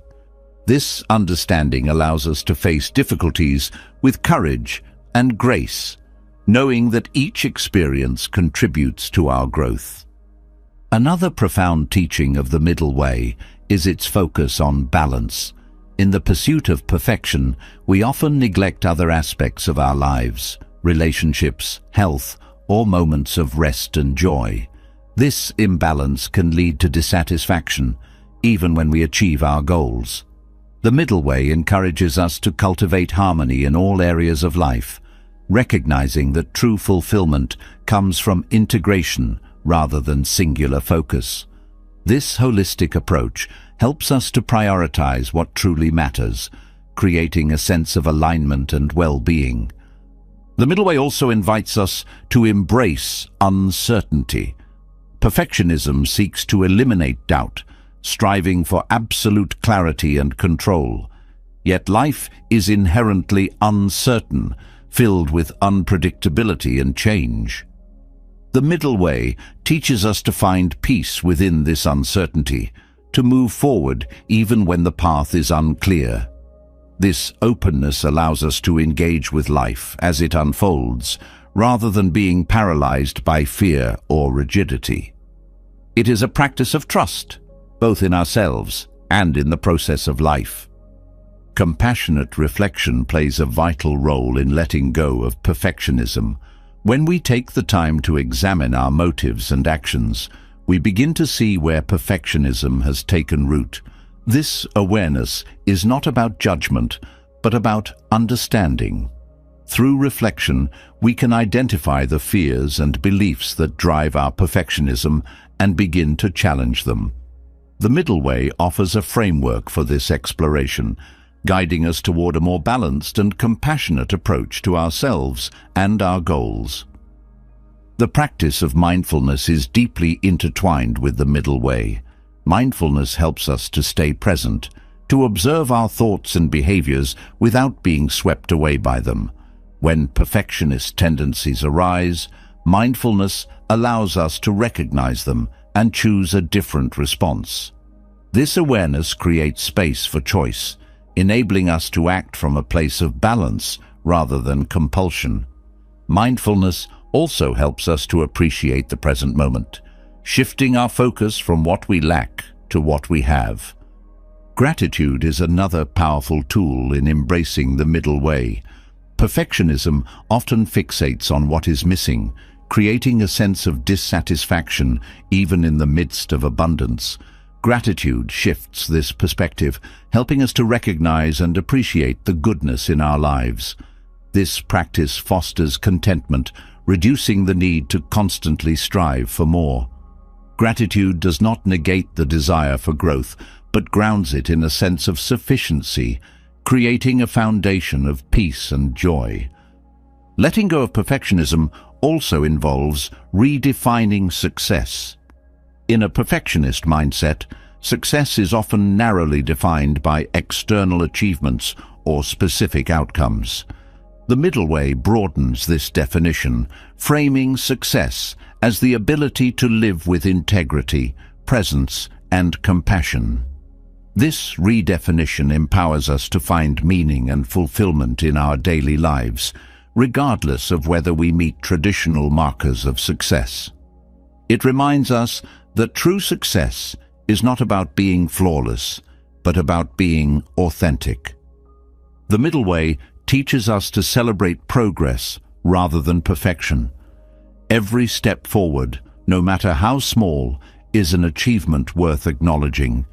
This perspective encourages us to focus on our efforts rather than fixating on what remains undone. By celebrating progress, we cultivate a sense of motivation and joy, making the journey itself more rewarding.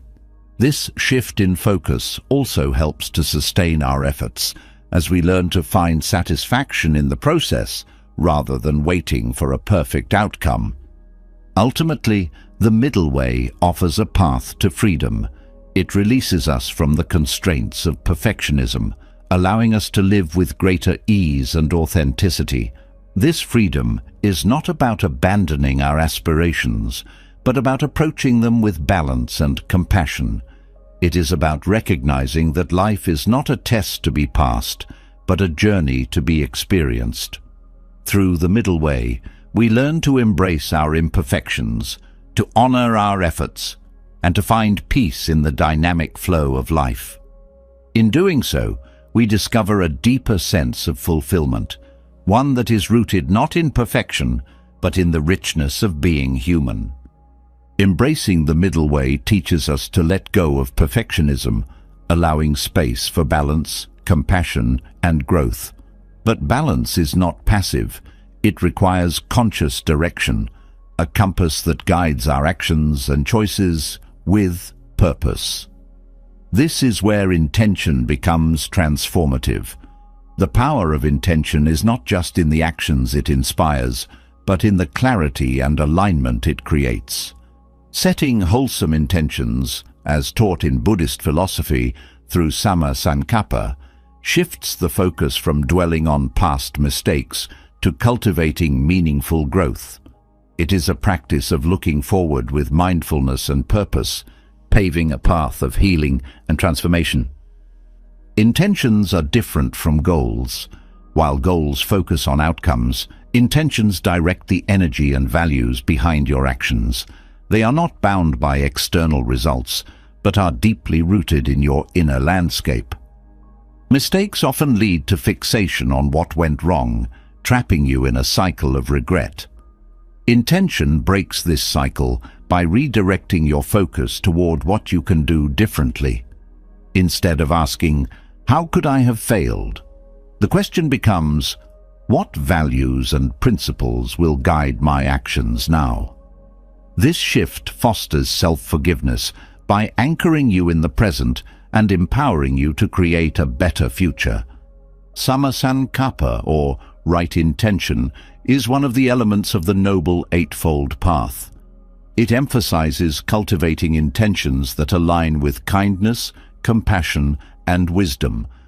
This principle challenges the reactive patterns that arise from guilt and fear, replacing them with proactive, wholesome intentions. When reflecting on a mistake, the focus is not on punishment or self-blame, but on understanding what intentions led to the action and how they can be refined. This approach creates a sense of accountability without the weight of judgment, making space for growth and learning. One of the transformative aspects of intention is its ability to clarify your priorities. Mistakes often cloud your perspective, making it difficult to see the bigger picture. Setting intentions helps to cut through this confusion, bringing your values into focus. For example, if a mistake stemmed from acting out of impatience, a wholesome intention might be to cultivate patience and mindfulness. This clarity not only prevents future harm, but also reinforces your commitment to living in alignment with your highest values. It is a process of refining your actions to reflect the person you aspire to be. The act of setting intentions also fosters resilience. Mistakes can feel overwhelming, as though they define you or limit your potential. Intention reminds you that growth is always possible, no matter how challenging the circumstances. Each intention you set becomes a step forward, a way of reclaiming agency over your life. This resilience is not about denying the impact of your mistakes, but about choosing to respond to them with purpose and determination. It is a quiet strength that allows you to move forward with grace. Intentions also create a sense of continuity between your past, present, and future. While mistakes may feel like ruptures, intentions weave them into the larger narrative of your growth. By reflecting on what a mistake can teach you and setting an intention based on that lesson, you transform it into a meaningful part of your journey. This continuity dissolves the fragmentation caused by regret, helping you see that even the most difficult experiences can contribute to your evolution. The practice of setting intentions also deepens your connection to mindfulness. Intention is not a one-time act, but an ongoing practice that requires presence and awareness. Each day offers opportunities to renew your intentions, to realign your actions with your values. This mindfulness ensures that your intentions remain active and relevant, rather than becoming empty declarations. It is a way of living with intention, where every choice is an opportunity to embody the principles you hold dear. Compassion plays a central role in intention. Without compassion, intentions can become rigid or self-critical, driven by a desire to fix yourself rather than nurture growth. Compassion softens this approach, reminding you that intentions are not about perfection, but about progress. It allows you to set intentions with kindness, acknowledging both your strengths and your limitations. This balance creates a foundation for sustainable growth, one that is rooted in self-acceptance rather than self-judgment. Intentions also serve as a guide in moments of uncertainty. Mistakes often leave you feeling unsure of how to move forward, caught between the desire to make amends and the fear of repeating the same errors. Setting intentions provides a clear path, a way of navigating the uncertainty with confidence. For example, if a mistake caused harm to someone else, an intention to act with greater empathy and awareness can guide your efforts to repair the relationship. This clarity reduces the anxiety of uncertainty, replacing it with a sense of purpose. Another powerful aspect of intention is its ability to transform your mindset. When you focus on intentions rather than outcomes, you shift from a results-oriented perspective to a process-oriented one. This shift reduces the pressure to achieve specific results and allows you to find meaning in the effort itself. It is a practice of valuing the journey over the destination, recognizing that growth and learning are ongoing processes. This perspective makes it easier to approach mistakes with curiosity rather than fear, as they become opportunities to refine your intentions. Intentions also create a ripple effect. The energy and values behind your actions influence not only your own experience, but also the people around you. When your intentions are rooted in kindness and compassion, they inspire similar qualities in others. This interconnectedness reinforces the importance of setting wholesome intentions, as the impact of your actions extends beyond yourself. It is a reminder that your growth contributes to the well-being of the larger community, creating a cycle of positive influence. Gratitude can enhance the practice of intention. Reflecting on what you are grateful for helps to ground your intentions in a sense of abundance rather than lack. For example, instead of setting an intention to fix something about yourself, you might focus on cultivating a quality you already appreciate, such as patience or creativity. Gratitude shifts the focus from what is missing to what is present, creating a more positive and empowering foundation for your intentions. This practice reinforces the idea that growth is not about becoming someone else, but about becoming more fully yourself. The power of intention also lies in its adaptability. Life is dynamic, and circumstances often change in ways you cannot predict. Intentions provide a flexible framework that allows you to respond to these changes without losing sight of your values. For example, if an intention to practice mindfulness is disrupted by unexpected challenges, you can adapt by finding small moments of mindfulness within the chaos. This adaptability ensures that your intentions remain relevant and effective, regardless of external circumstances. Ultimately, setting intentions fosters a sense of hope. Mistakes can sometimes feel like dead ends, but intentions remind you that every moment is an opportunity to begin again. This hope is not based on denial or wishful thinking, but on the understanding that growth is always possible. Each intention you set becomes a step toward a more compassionate, purposeful, and fulfilling life.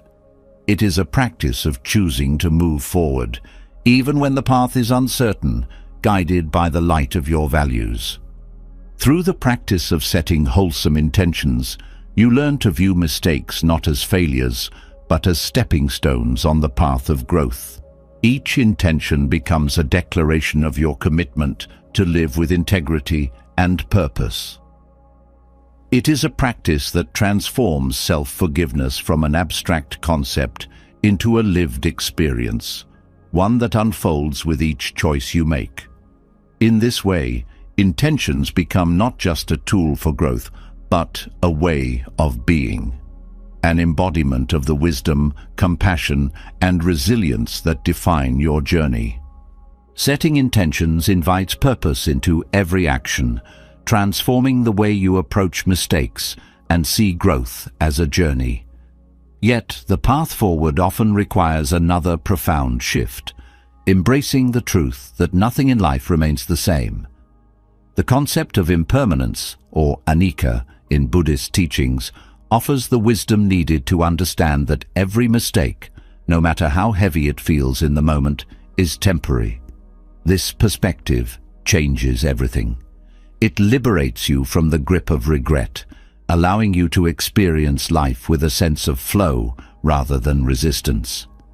By accepting impermanence, you step into a reality where mistakes are fleeting moments, not permanent labels. The power of impermanence lies in its universality. Everything you experience, whether joy, pain, success, or failure, is subject to change. This understanding is not meant to dismiss the importance of your experiences, but to show that they are part of a greater rhythm. Mistakes, while impactful in the moment, lose their sharp edges over time. The emotions tied to them, shame, guilt, or disappointment, diminish as life continues to unfold. Recognizing this truth allows you to release the fear that mistakes define who you are.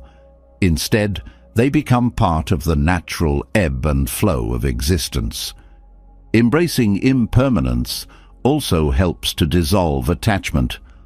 Often, the pain of a mistake is prolonged not by the event itself, but by the narrative you attach to it. Thoughts like, "This will ruin everything," or "I'll never recover from this," create a sense of permanence that deepens suffering.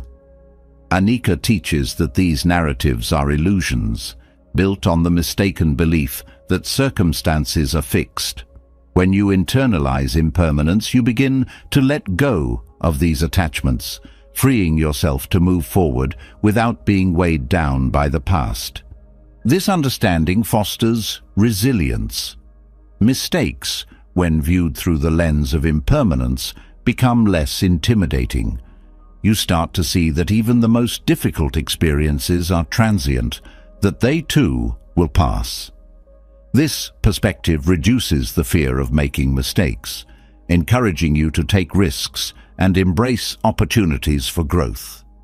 Resilience grows not from avoiding failure, but from knowing that you have the capacity to navigate it and emerge stronger on the other side. Impermanence also cultivates gratitude.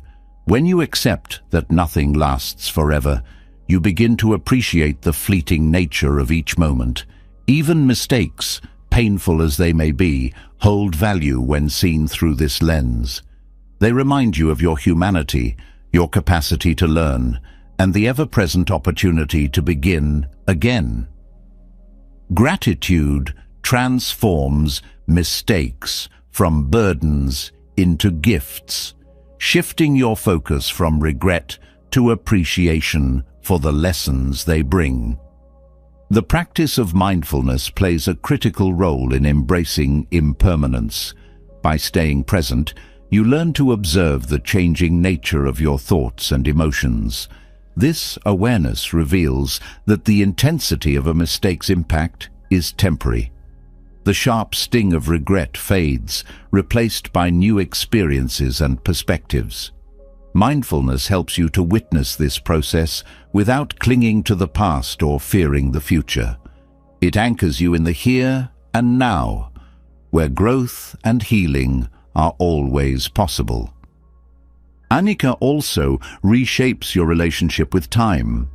Mistakes often feel overwhelming because they create a sense of urgency, as though you must fix everything immediately. Impermanence reminds you that time is a flowing river, not a stagnant pool. The pressure to resolve everything at once eases when you understand that life continues to unfold, offering countless chances to learn and grow. This perspective encourages patience, allowing you to approach mistakes with a sense of calm and confidence. The wisdom of impermanence extends to the emotions that mistakes evoke. Shame, guilt, and disappointment are powerful feelings, but they are not permanent states. They rise and fall like waves, influenced by countless factors. Recognizing their impermanence allows you to hold these emotions lightly, acknowledging their presence without being consumed by them. This approach creates emotional balance, making it easier to process and release the feelings tied to a mistake. Accepting impermanence also deepens your understanding of interconnectedness. Mistakes do not happen in isolation. They are influenced by a web of circumstances, choices, and relationships. This interconnectedness highlights the complexity of life, showing that no single moment defines your entire existence. Each experience is part of a larger tapestry, woven together by the constant flow of change. This perspective reduces the weight of individual mistakes, placing them within the broader context of your journey. Another profound lesson of impermanence is its ability to foster forgiveness. Holding on to a mistake, whether your own or someone else's, creates a sense of permanence that prevents healing. Anika teaches that everything, including the pain of a mistake, is subject to change. This understanding creates space for forgiveness, as you realize that neither you nor the other person is defined by a single moment. Forgiveness becomes an act of releasing the past, allowing both yourself and others to grow. Impermanence also encourages flexibility. Life is unpredictable, and mistakes often arise from the unexpected. Clinging to rigid plans or expectations amplifies the impact of these moments. When you embrace impermanence, you learn to adapt to change with greater ease. Mistakes become opportunities to reassess and adjust, rather than reasons to feel defeated. This flexibility empowers you to navigate challenges with a sense of curiosity and openness. The concept of impermanence also shifts your perspective on success and failure. In a world where achievements are often celebrated as permanent milestones, Anika reminds you that both success and failure are temporary. This realization reduces the pressure to achieve perfection, encouraging you to focus on the process rather than the outcome. When mistakes occur, they are no longer seen as definitive failures, but as part of the ongoing rhythm of life. This perspective fosters a sense of balance, allowing you to pursue growth without being overwhelmed by setbacks. Through the lens of impermanence, you also come to see the cyclical nature of life. Just as seasons change, so too do your experiences, emotions, and circumstances. Mistakes are not endpoints, but part of a continuous cycle of learning and renewal. This cyclical view encourages you to embrace the flow of life, trusting that each moment, no matter how difficult, contributes to your growth. It is a reminder that every ending carries the seed of a new beginning. Impermanence also invites you to live with greater presence. When you accept that everything is fleeting, you begin to value each moment for what it is, rather than what it could have been. This presence allows you to engage fully with life, even in the face of mistakes. Instead of dwelling on what went wrong, you focus on what can be learned and how you can move forward. This approach transforms mistakes from sources of regret into opportunities for mindfulness and growth. The practice of embracing impermanence also cultivates humility. Mistakes often feel significant because they challenge the ego, which clings to a fixed sense of identity. Anika dissolves this attachment, showing that identity is fluid and ever-changing. This humility fosters self-compassion, as you come to see that mistakes are not reflections of your worth, but natural parts of your evolution. It also deepens your connection to others, as you recognize that everyone is navigating the same impermanent reality. Ultimately, impermanence offers a path to freedom. It releases you from the weight of past mistakes, the fear of future ones, and the illusion of permanence that underlies so much suffering. By embracing Anika, you learn to live with a sense of flow and possibility, unburdened by the need to hold on to what was or control what will be. Mistakes in this context become gentle reminders of life's impermanence, inviting you to grow, adapt, and move forward with grace. This wisdom transforms the way you see yourself and the world. It replaces rigidity with fluidity, judgment with understanding, and fear with acceptance. Through impermanence, you come to appreciate the beauty of life's constant change, finding peace in the knowledge that every moment whether marked by success or mistake, is a fleeting yet valuable part of the journey. This acceptance allows you to live fully, embracing each experience as an opportunity to grow and connect with the ever-changing rhythm of existence. Accepting impermanence brings freedom from the weight of mistakes, helping you see them as fleeting moments rather than permanent scars. Yet, even with this perspective, the internal dialogue that follows mistakes can often trap you in cycles of shame. These inner narratives, fueled by harsh self-criticism, can linger long after the mistake itself has faded. To truly release the burden of guilt, you must learn to transform the way you speak to yourself. This is where the Buddhist principle of right speech, or samsara, offers profound guidance. Practicing truthful, kind, and compassionate self-talk is not just a way to heal. It is a way to cultivate deep self-acceptance and shift your relationship with yourself entirely. Words have power, even those that are never spoken aloud. The inner voice that narrates your life shapes your emotions, decisions, and sense of self. When mistakes occur, this voice can become your harshest critic, replaying moments of failure with sharp judgment and unforgiving commentary. Right speech teaches that the words you use, whether directed outwardly to others or inwardly to yourself, should be truthful, kind, and uplifting. This approach doesn't ignore mistakes but reframes how you address them, replacing the sting of shame with the balm of understanding. Shame thrives in an environment of harshness and distortion. When you tell yourself stories like, "I'll never be good enough," or "This mistake defines me," you create a narrative rooted in falsehood. Right speech calls for honesty, but honesty without cruelty. A truthful inner dialogue acknowledges the mistake, but does so with clarity and balance. Instead of saying, "I always fail," you might say, "I made a mistake, but it doesn't define who I am." This shift in language interrupts the cycle of shame, offering a path towards self-compassion. Kindness is another cornerstone of right speech. The way you speak to yourself in moments of difficulty reflects the relationship you have with yourself. When mistakes happen, it is tempting to lash out internally, believing that harshness will motivate change. But this approach often backfires, deepening the wounds of shame rather than encouraging growth. Kind self-talk, on the other hand, nurtures a safe space within you, a space where mistakes can be acknowledged without fear and lessons can be learned without judgment. It is in this space that healing begins.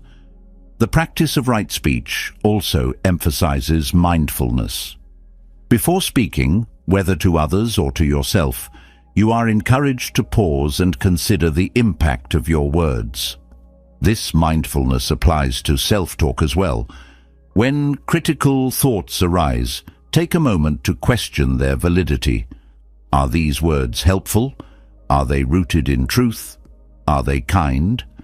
This pause disrupts the automatic patterns of negative self-talk, creating an opportunity to choose words that align with compassion and understanding. Practicing right speech internally also helps to dismantle perfectionism. The language of perfectionism is often absolute and unforgiving. Words like always, never, and should dominate the narrative. These words leave no room for nuance or growth, turning every mistake into a personal failure. Right speech replaces this rigidity with flexibility, using language that reflects the dynamic nature of life. Instead of, "I should have known better," you might say, "I did the best I could with what I knew at the time." This shift in language creates space for self-forgiveness and acceptance. Another powerful aspect of right speech is its ability to foster self-awareness. The words you use internally often reflect deeper beliefs about yourself. By paying attention to your self-talk, you can begin to uncover these beliefs and challenge the ones that no longer serve you. For example, if you catch yourself thinking, "I'm not worthy of forgiveness," you can examine where this belief comes from and replace it with a more compassionate truth. This process of self-inquiry transforms negative self-talk into an opportunity for growth and healing. Right speech also cultivates gratitude. Harsh self-talk often focuses on what went wrong, amplifying the negative aspects of a mistake. Kind and truthful self-talk, however, can shift the focus toward what was learned or what remains valuable in the situation. For instance, instead of fixating on the mistake itself, you might reflect on the effort you made or the lessons gained. This practice of gratitude not only reduces shame, but also strengthens your resilience, helping you approach future challenges with a more balanced perspective. The ripple effects of right speech extend beyond self-talk. The way you speak to yourself influences the way you interact with others. When your inner dialogue is kind and compassionate, it becomes easier to extend that same kindness outward. This shift creates a sense of harmony in your relationships, reducing conflict and fostering deeper connections. It also serves as a reminder that self-forgiveness and self-acceptance are not just personal acts, but contributions to the well-being of the people around you. Right speech also teaches the importance of letting go. Words, once spoken, can linger in your mind, shaping how you see yourself and the world. Clinging to harsh or unkind words only perpetuates shame and guilt. Practicing right speech encourages you to let go of these words and replace them with ones that uplift and empower. This letting go is an act of liberation, freeing you from the weight of self-judgment and opening the door to self-compassion. The practice of right speech is deeply tied to the concept of intention. When you choose your words mindfully, you align your actions with your values. This alignment creates a sense of integrity, which is essential for self-acceptance. When reflecting on a mistake, ask yourself, what intention do I want to bring to this moment? This question helps you to focus on growth and healing rather than punishment or blame. It transforms the narrative from "I failed" to "I am learning." One of the most transformative aspects of right speech is its ability to create a sense of safety within yourself. Shame often arises from fear, the fear of judgment, rejection, or inadequacy. When your inner dialogue is harsh, it reinforces this fear, creating an internal environment of hostility. Right speech replaces this hostility with kindness, creating a safe space where you can process mistakes without the added burden of self-criticism. This safety is essential for self-forgiveness, as it allows you to face your mistakes with courage and clarity. The practice of right speech also encourages humility. Harsh self-talk often stems from an unrealistic expectation of perfection, while kind and truthful self-talk acknowledges the reality of imperfection. This humility is not about diminishing yourself, but about embracing your humanity. It reminds you that making mistakes is part of life, not a reflection of your worth. This perspective fosters a sense of connection with others, as you realize that everyone faces challenges and missteps. Through the lens of right speech, self-forgiveness becomes an ongoing practice rather than a one-time event. Each moment offers an opportunity to choose words that align with compassion and truth. Over time, this practice reshapes the way you see yourself, replacing the narrative of shame with one of acceptance and growth. It is a process of rewriting the stories you tell yourself, creating a new narrative that reflects your resilience, wisdom, and inherent worth. The impact of right speech is profound. It changes not only the way you relate to your mistakes, but also the way you relate to yourself. By practicing truthful and kind self-talk, you create a foundation of self-acceptance that supports every aspect of your life. Mistakes no longer feel like permanent stains, but like moments of learning and transformation. This shift allows you to move forward with a sense of freedom and possibility, knowing that your worth is not defined by your past, but by the kindness and intention you bring to each moment. The power of kind and truthful self-talk reshapes how you view mistakes, fostering self-acceptance and freeing you from the burden of shame. But within this transformation lies another profound opportunity: the ability to cultivate gratitude for the lessons embedded within those mistakes. Gratitude doesn't require denial of the pain or regret that often accompanies missteps. Instead, it asks you to look deeper, to uncover the hidden gifts of growth and self-discovery that every mistake offers.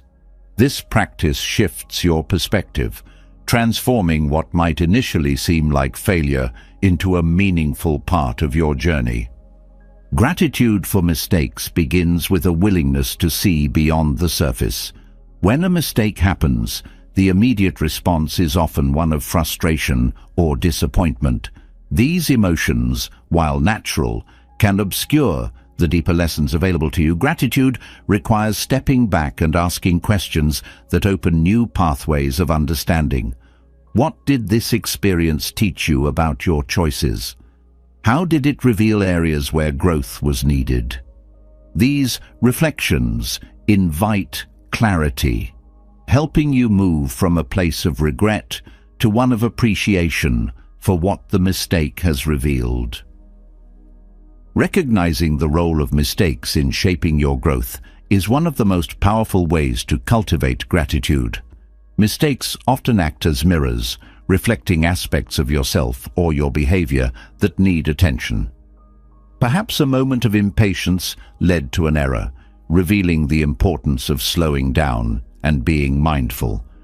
Or maybe a decision made in haste highlighted the need for deeper consideration in the future. Gratitude transforms these realizations from painful reminders into valuable insights, guiding your evolution toward a more thoughtful and intentional way of being. Another way to embrace gratitude for mistakes is by acknowledging their role in teaching resilience. Life's challenges are rarely linear, and mistakes often mark the twists and turns that force you to adapt and grow stronger. Each time you recover from a mistake, you build your capacity to face adversity with courage and grace.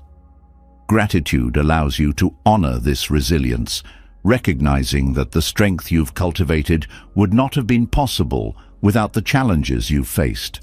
This perspective reframes mistakes not as setbacks, but as stepping stones on the path to greater self-mastery. Mistakes also foster empathy, both for yourself and others. When you reflect on your own missteps with gratitude, you begin to understand that imperfection is a shared human experience. This realization softens judgment, both of yourself and those around you. Gratitude for the lessons in mistakes helps you see that everyone is navigating their own challenges, often learning through trial and error. This shift in perspective deepens your connection to others, creating space for compassion and understanding. It's a reminder that mistakes are not isolating events, but opportunities to build bridges of empathy. Gratitude also opens the door to humility. Mistakes remind you of your limitations, breaking down the illusion of control or perfection. This humility is not about diminishing yourself, but about embracing your humanity. Gratitude allows you to see this humility as a gift, one that keeps you grounded and connected to what truly matters. By accepting mistakes with grace, you learn to release the need for constant approval or validation, finding strength in the authenticity of your imperfections. The practice of gratitude for mistakes also aligns with the concept of impermanence. Every mistake, no matter how significant it feels in the moment, eventually fades into the larger tapestry of your life. Gratitude helps you recognize this impermanence, allowing you to let go of the lingering weight of regret. Instead of clinging to what went wrong, you focus on the lessons that can carry you forward. This perspective creates a sense of freedom, as you realize that mistakes do not define you, but shape the person you are becoming. Gratitude shifts your focus from scarcity to abundance. Mistakes often feel like losses of time, opportunity, or trust. But when viewed through the lens of gratitude, they reveal the richness of what they've added to your life. Perhaps a mistake taught you patience, strengthened a relationship, or uncovered a hidden strength you didn't know you had. By appreciating these gains, you begin to see that even the most difficult experiences can leave you with something valuable. This mindset transforms mistakes from sources of frustration into catalysts for growth. Cultivating gratitude for mistakes also enhances your self-awareness. Each mistake holds a lesson, but these lessons are only accessible if you take the time to reflect. Gratitude encourages this reflection, prompting you to examine the choices, emotions, and circumstances that led to the mistake. This process deepens your understanding of yourself, helping you to identify patterns or tendencies that might otherwise go unnoticed. Gratitude turns self-awareness into a tool for empowerment, enabling you to make choices that align more closely with your values and aspirations. The act of expressing gratitude for mistakes can also create a sense of closure. Mistakes often leave behind unresolved feelings of guilt or regret. By acknowledging the lessons they've taught you, you begin to transform these emotions into something constructive. Gratitude provides a way to honor the experience without being trapped by it, allowing you to move forward with a sense of peace. This closure is not about erasing the mistake, but about integrating it into your journey in a way that feels meaningful. Gratitude for mistakes also cultivates creativity. When you view mistakes as opportunities rather than failures, you open yourself to new ways of thinking and problem-solving. Perhaps a mistake forces you to approach a challenge from a different angle or inspires you to explore a path you hadn't considered. Gratitude nurtures this creative mindset, helping you to see mistakes as doorways to innovation rather than barriers to success. This perspective encourages curiosity, inviting you to explore the possibilities that each mistake presents. Mistakes also serve as reminders of your capacity for growth. Each time you learn from a mistake, you expand your understanding and abilities. Gratitude allows you to celebrate this progress, no matter how small it may seem.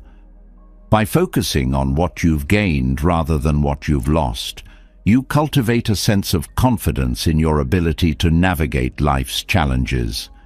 This confidence reinforces your resilience, creating a positive cycle of growth and self-assurance. Gratitude for mistakes also deepens your appreciation for the journey of life itself. Mistakes are often seen as detours, taking you away from your intended path, but in reality, they are an integral part of that path, shaping the person you're becoming. Gratitude helps you to embrace this truth, finding meaning and purpose even in the moments that feel difficult or uncertain. It reminds you that life's beauty lies not in its perfection, but in its complexity, and that every experience, mistakes included, contributes to the richness of your journey. Through the practice of gratitude, mistakes become less about what went wrong and more about what they revealed.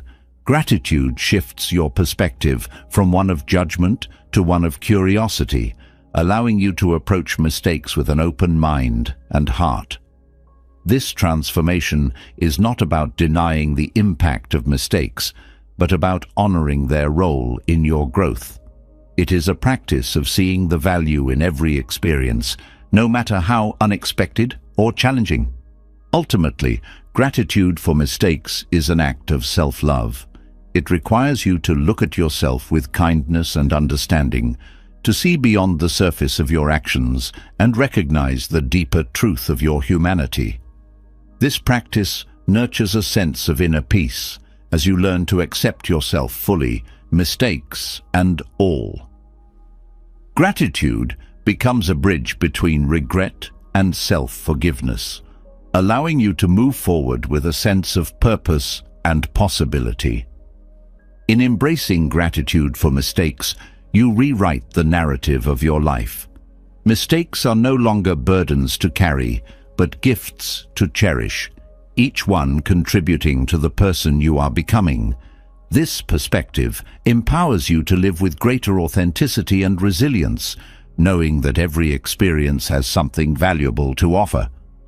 Gratitude transforms your journey, turning even the most challenging moments into opportunities for growth, connection, and self-discovery. Gratitude for the lessons in mistakes teaches us to see growth in places we once viewed with regret. Yet, even with gratitude, there are times when the heart remains heavy, weighed down by the emotions that linger after a misstep. What bridges the gap between understanding and healing is compassion, an active force that softens judgment, nurtures understanding, and creates the space for genuine self-forgiveness. In Buddhist teachings, compassion, including the often overlooked self-compassion, is the cornerstone of moving past mistakes.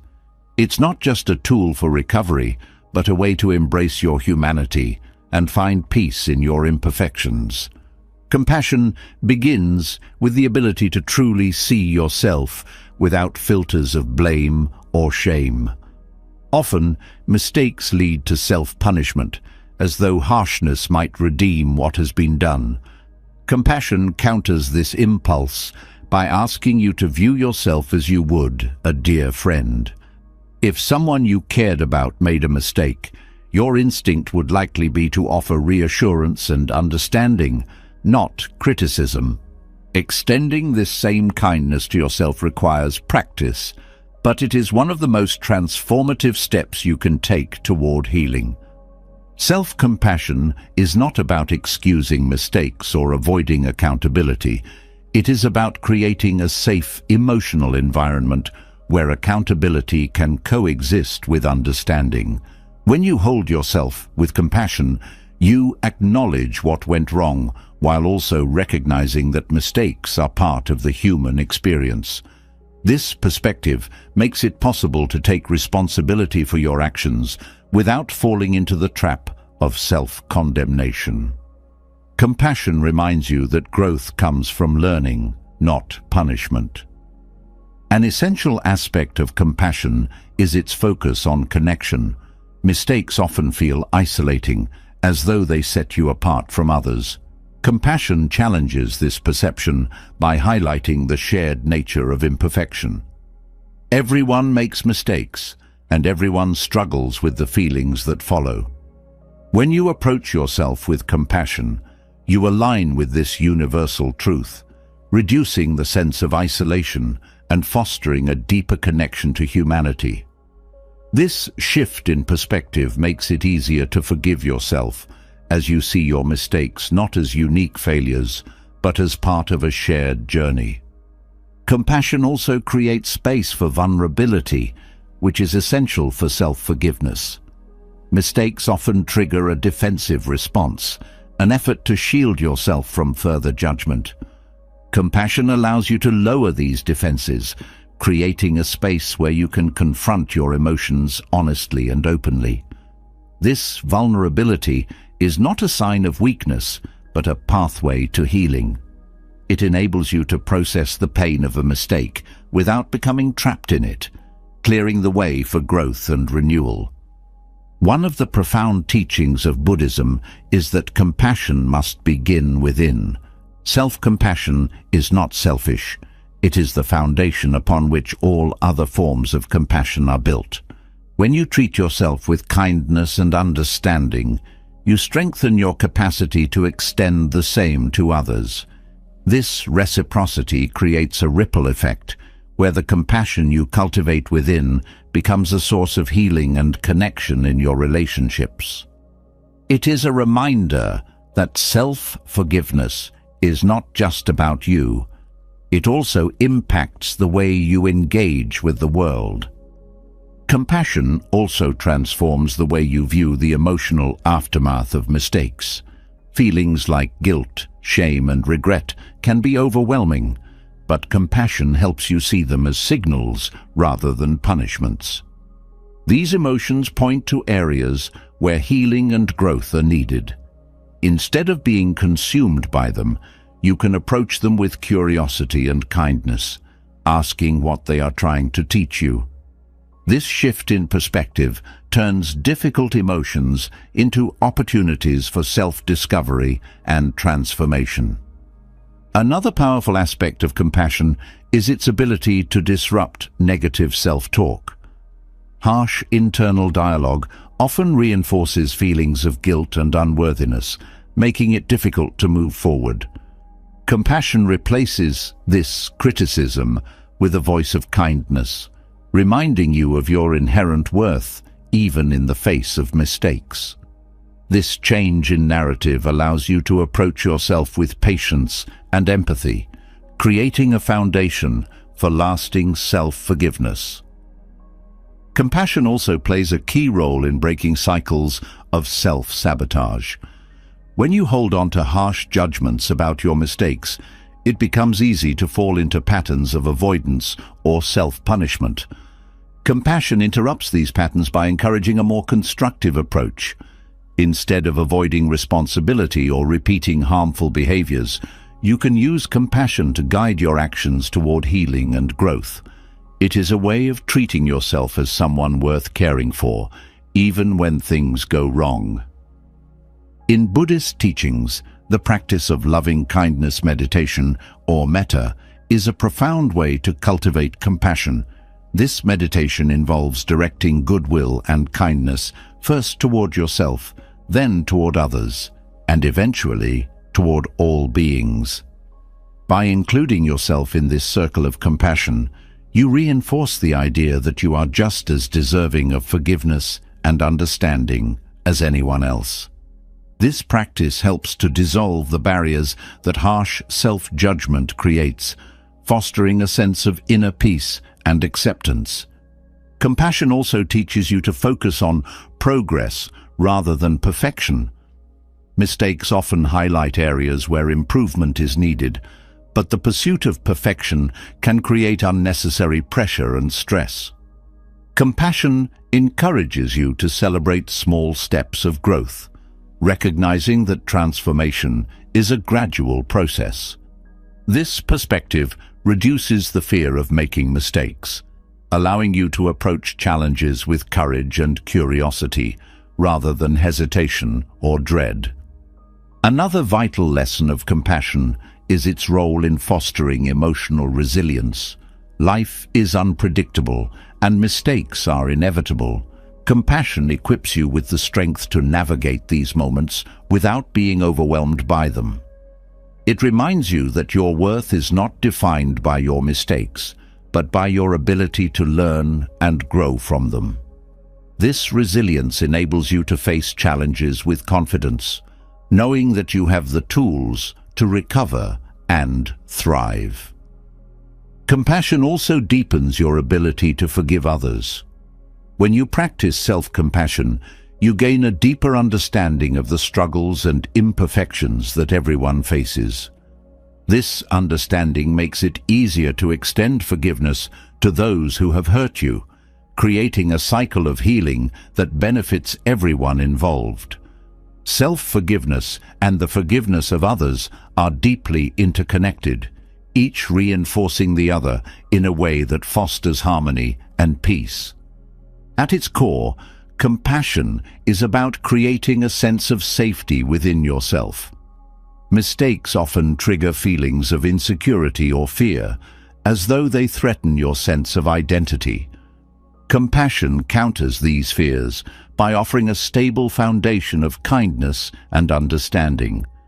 When you know that you can approach yourself with compassion, even in the face of mistakes, you develop a sense of inner security that is unshaken by external circumstances. This safety allows you to take risks, explore new possibilities, and embrace the full spectrum of human experience. Compassion also teaches the value of patience. Healing from mistakes takes time, and the journey is rarely linear. Compassion helps you to accept this reality, offering patience and grace as you navigate the process of self-forgiveness. It reminds you that growth is not about rushing to a destination, but about honoring the path you are on. This patience creates a sense of calm and steadiness, allowing you to move forward at your own pace. Through compassion, you also come to understand the impermanence of mistakes. No matter how significant a mistake feels in the moment, it is ultimately a passing event.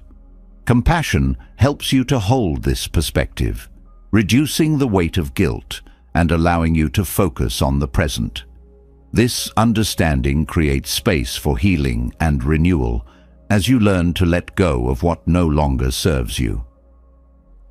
Compassion is not a passive quality. It is an active force that shapes the way you engage with yourself and the world. By practicing compassion, you transform mistakes from sources of shame into opportunities for growth. It is a practice that nurtures self-forgiveness, strengthens resilience, and deepens your connection to humanity.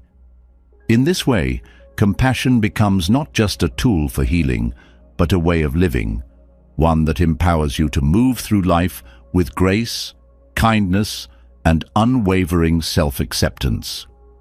Compassion creates a space for understanding, a gentle reminder that mistakes are part of the human experience rather than reflections of your worth. Yet compassion alone cannot fully guide you forward without another vital element: responsibility. To grow from past mistakes, there must be an honest acknowledgement of your role in them. But here lies the delicate balance. How do you accept responsibility without falling into the trap of self-condemnation or being consumed by guilt? This balance is not just about moving forward, but about doing so with clarity and self-respect. Taking responsibility begins with facing the truth of what happened, no matter how uncomfortable it feels. Denying or avoiding your role in a mistake only prolongs the pain and limits the potential for growth. Acknowledging what went wrong is an act of courage that allows you to reclaim your agency. It is not about labeling yourself as flawed or unworthy, but about recognizing the choices that led to the outcome and the lessons they carry. This honesty is the foundation of genuine accountability, free from the distortion of blame or shame. Responsibility is not synonymous with blame. Blame is harsh and narrow, often focused on punishing yourself or others for an outcome. Responsibility, on the other hand, is expansive and rooted in empowerment. It is the recognition that while you may have made a mistake, you also have the ability to learn from it and make different choices moving forward. This perspective shifts the narrative from one of failure to one of possibility, where the focus is on what can be gained rather than what was lost. An essential aspect of accepting responsibility is separating the action from your identity. Mistakes often lead to thoughts like, "I'm a bad person," or "I'll never get it right." These beliefs conflate what you did with who you are, creating a cycle of self-condemnation that is hard to escape. Responsibility invites you to look at the action itself without attaching it to your sense of self-worth. You are not your mistakes. They are simply moments in your journey that hold the potential to teach and transform. Another key to avoiding self-condemnation is recognizing the difference between guilt and shame. Guilt is the acknowledgement that something you did was wrong, while shame is the belief that you are inherently flawed because of it. Guilt, when approached with compassion, can be a constructive emotion that motivates change and reconciliation. Shame, however, is paralyzing and destructive, often preventing growth. Accepting responsibility without self-condemnation requires focusing on guilt as a guide rather than allowing shame to take over. Taking responsibility also means addressing the impact of your actions. Mistakes often affect not only yourself, but others as well. Acknowledging this impact is an important step in repairing relationships and restoring trust. This process requires humility and a willingness to listen to how others have experienced the situation. It is not about justifying or defending your actions, but about being present with their consequences. This level of accountability fosters connection and demonstrates a commitment to growth. At the same time, it is important to avoid the trap of taking on more responsibility than is yours to bear. Mistakes often occur within a web of circumstances influenced by factors beyond your control. Blaming yourself for everything that went wrong ignores this complexity and places an unfair burden on your shoulders. Responsibility involves discerning what is truly yours to own and letting go of what is not. This discernment protects you from excessive guilt and allows you to focus your energy on what you can change. Another powerful aspect of responsibility is its ability to strengthen self-awareness. Mistakes are often rooted in patterns of behavior or thought that go unnoticed until something goes wrong. Accepting responsibility requires examining these patterns with honesty and curiosity. What beliefs or habits contributed to the mistake? How can they be addressed to prevent similar situations in the future? This process of self-reflection turns mistakes into opportunities for deeper understanding, laying the groundwork for meaningful change. Responsibility also fosters resilience. Facing the reality of a mistake can be painful, but it also builds your capacity to navigate challenges. Each time you take responsibility without succumbing to self-condemnation, you strengthen your ability to handle difficulties with grace and confidence. This resilience is not about avoiding mistakes, but about learning how to recover and grow from them.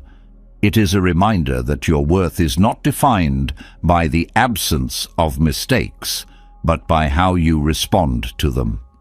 Self-compassion remains a vital companion in the practice of responsibility. Without compassion, the process of taking responsibility can feel harsh and overwhelming. Compassion softens this experience, reminding you that accountability is not about perfection, but about progress. It creates a space where you can face your mistakes with honesty and courage, without the added weight of judgment. This balance of responsibility and compassion allows you to move forward with a sense of dignity and self-respect. Forgiveness also plays a key role in accepting responsibility. When you acknowledge a mistake, it is natural to feel a sense of regret. But holding on to this regret indefinitely prevents healing. Forgiveness allows you to release the emotional weight of the mistake while still honoring the lessons it taught you. This release is not about forgetting or excusing what happened, but about freeing yourself from the grip of guilt. It is an act of self-care that enables you to embrace the present with an open heart. Responsibility also invites you to set intentions for the future. Mistakes provide clarity about what went wrong, but this clarity is only valuable if it informs your actions moving forward. Taking responsibility means using the lessons from a mistake to guide your choices, ensuring that you grow from the experience rather than repeat it. These intentions are not about proving your worth, but about aligning your actions with your values. They are a way of honoring the commitment to yourself and others to strive for better. Accountability to others is another important dimension of responsibility. When a mistake affects someone else, taking responsibility involves acknowledging their experience and making amends where possible. This process requires humility and vulnerability, as well as a genuine desire to repair the harm caused. Accountability is not about seeking forgiveness as a way to absolve guilt, but about demonstrating integrity and respect. It is a way of showing that you value the relationship and are committed to its well-being. Responsibility also teaches patience. Growth and healing take time, and the process of learning from a mistake is rarely immediate. Accepting responsibility means being patient with yourself as you navigate this journey. It's about allowing yourself the time and space to integrate the lessons from a mistake without rushing to fix everything at once. This patience creates a sense of steadiness, helping you to stay grounded as you move forward. Ultimately, responsibility is about empowerment.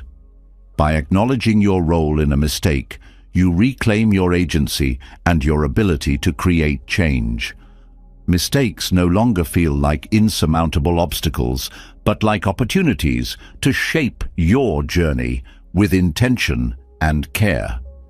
This empowerment transforms the way you view yourself and your life, replacing the weight of guilt with the freedom to grow and evolve.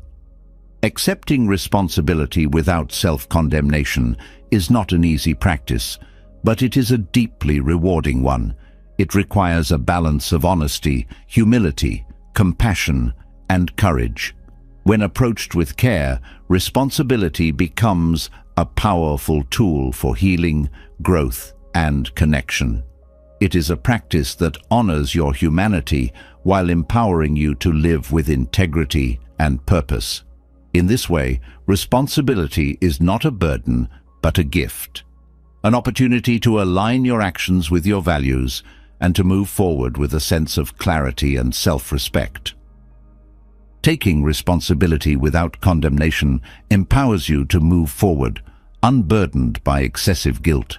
Yet, even when accountability is balanced with self-compassion, the weight of past mistakes can linger, tying your identity to a version of yourself that no longer exists. The practice of Buddhist non-attachment offers a profound solution, inviting you to release these ties to the past and embrace the freedom of the present. This is not about forgetting or dismissing the past, but about recognizing that clinging to old identities and stories only prevents growth. Non-attachment becomes a gateway to transformation, where you can honor your journey without being defined by it. Releasing attachment to the past begins with understanding how it shapes your perception of self. Mistakes often create narratives that feel permanent. I am a failure, or I will never change. These labels, though false, can become deeply ingrained when you hold on to them, shaping your choices and limiting your potential. Non-attachment teaches that these identities are not who you are, but are instead fleeting constructs shaped by impermanent experiences. Letting go of these constructs allows you to see yourself as a dynamic being, capable of growth and renewal. Non-attachment does not mean denying the reality of your past. It is about reframing your relationship with it. Mistakes, when clung to, create a cycle of regret and self-doubt. But when viewed through the lens of non-attachment, they become moments of learning rather than sources of identity. This shift allows you to acknowledge what happened without being trapped by it, opening the door to a present moment unburdened by past definitions. Clinging to the past often stems from a desire for control, a belief that holding on to certain narratives will somehow make sense of the pain. Non-attachment challenges this belief by showing that true control lies in how you respond to the present. The past cannot be changed, but your relationship with it can. By releasing the need to control what has already happened, you free yourself to focus on what you can influence now.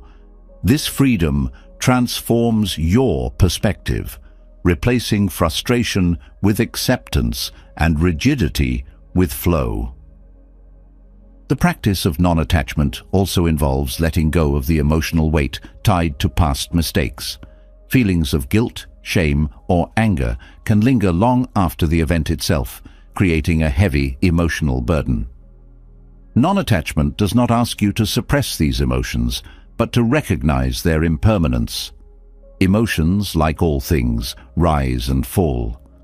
By observing them without clinging, you create space for them to move through you, allowing healing to take place naturally.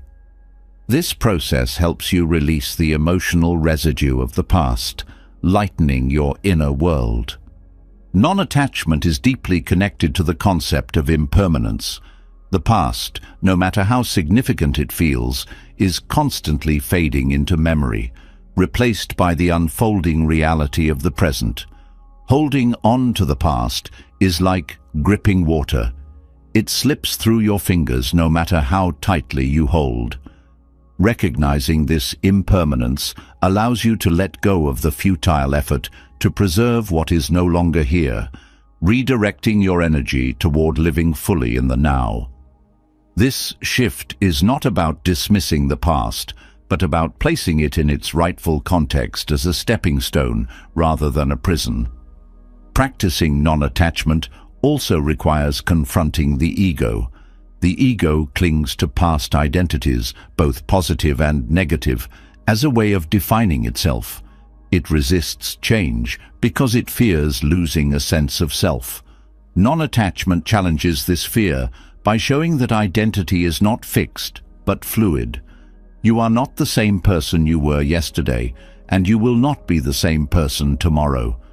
Embracing this fluidity allows you to release the ego's grip on the past, creating space for growth and transformation.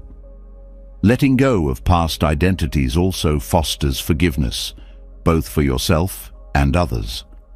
Clinging to mistakes, whether your own or someone else's, creates a cycle of resentment and blame. Non-attachment breaks this cycle by encouraging you to release the stories that fuel it. This does not mean excusing harm, but recognizing that holding on to anger or guilt only prolongs suffering. Forgiveness becomes an act of liberation, freeing you from the emotional ties that bind you to the past. Non-attachment also nurtures presence. When your mind is consumed by past mistakes, it is difficult to engage fully with the present moment. You may find yourself replaying events, wishing you could change them, or fearing their impact on your future. Non-attachment teaches that the present is the only moment you truly have. By releasing your grip on the past, you can bring your full attention to the here and now, where growth and healing are possible. This presence allows you to live more intentionally, guided by the lessons of the past, without being confined by them. The practice of non-attachment also deepens your understanding of interconnectedness. Mistakes often feel isolating, as though they set you apart from others. But when you release attachment to the idea that your mistakes define you, you begin to see that everyone shares the experience of imperfection. This recognition fosters a sense of connection, reminding you that you are not alone in your struggles. It also encourages compassion, both for yourself and for those who may have been affected by your mistakes. Another profound aspect of non-attachment is its ability to cultivate freedom. When you cling to the past, you limit your ability to see new possibilities. The weight of old identities and narratives clouds your vision, making it difficult to embrace change. Non-attachment clears this fog, allowing you to approach life with openness and curiosity. This freedom is not about escaping the past, but about transcending it, finding new ways to grow and thrive. Non-attachment also helps to break cycles of fear. Fear often arises from a belief that past mistakes will repeat themselves, creating anxiety about the future. By letting go of attachment to past outcomes, you reduce the power of this fear. You begin to see each moment as an opportunity to make different choices, guided by the wisdom you have gained. This perspective replaces fear with confidence, empowering you to move forward with clarity and purpose. The journey of non-attachment is not about erasing the past, but about integrating it. Mistakes are not something to be forgotten, but something to be learned from. Non-attachment allows you to take the lessons from the past while leaving behind the weight of regret. This integration creates a sense of wholeness, where every part of your journey is honored without being clung to. It is a way of living that embraces both the beauty and the challenges of life, finding meaning in every moment. Through non-attachment, you also come to understand that healing is not about perfection, but about progress. Letting go of past identities tied to mistakes does not mean you will never struggle with them again. It means that when they arise, you have the tools to release them with kindness and grace. This ongoing practice is a testament to your resilience, a reminder that growth is not a destination, but a continuous process. Ultimately, non-attachment is about reclaiming your power. When you let go of the past, you take back control of your narrative. You are no longer defined by what has happened, but by how you choose to move forward. This empowerment transforms your relationship with yourself and the world, allowing you to live with authenticity and freedom. Non-attachment is not a denial of your journey, but an affirmation of your capacity to rise above it, embracing the infinite possibilities of the present moment. Letting go of the past through non-attachment frees you from the burden of mistakes and regrets. But sometimes, even after releasing old identities, the emotional remnants of guilt and shame linger. These feelings can be stubborn, hiding deep within and influencing your thoughts, actions, and sense of self. To truly heal, it is necessary to address these emotions directly and transform the energy they hold. Meditation becomes an essential tool for this process, offering not only clarity, but also a pathway to release the weight of guilt and shame, allowing you to reconnect with a lighter, more centered version of yourself. Meditation begins by creating a space of stillness where the mind is given permission to rest from its endless cycles of overthinking. Guilt and shame often thrive in this mental noise, fueled by repetitive thoughts and self-criticism. In meditation, you are not asked to ignore these emotions, but to bring them into a space where they can be observed without judgment.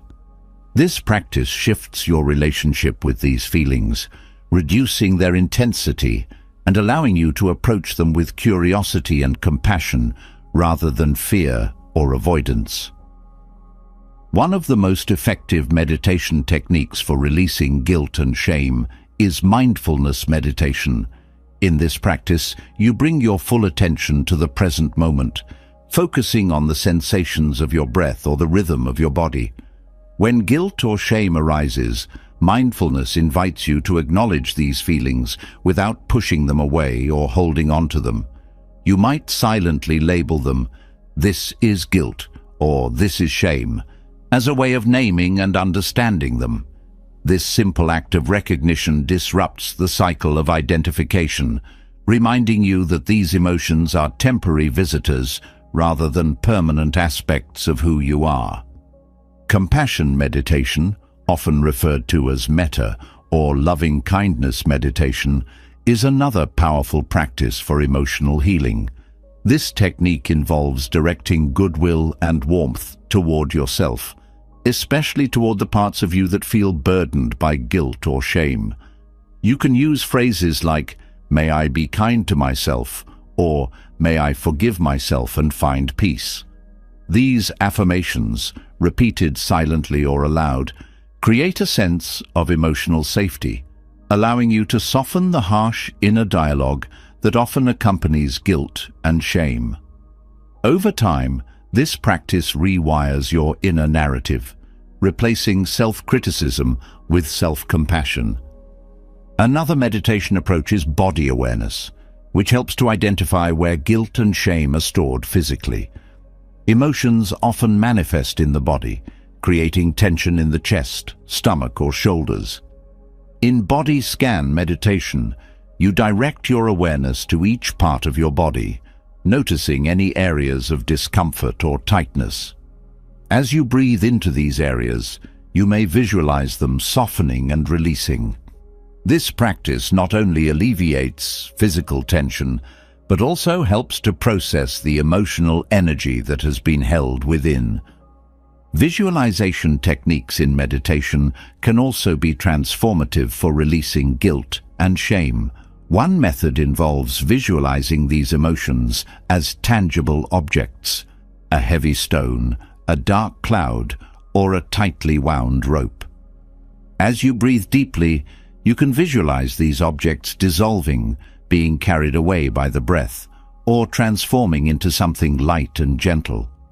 This imagery helps to externalize the emotions, making them feel less overwhelming and more manageable.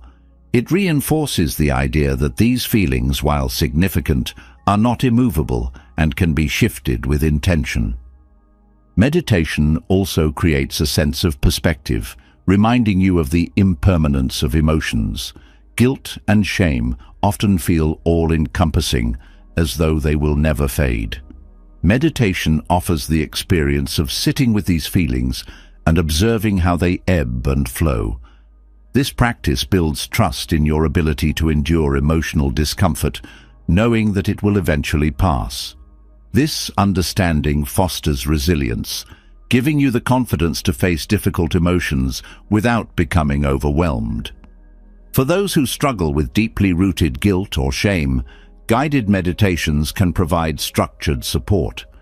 These meditations often include prompts or affirmations that help you explore the sources of your emotions and release them with compassion.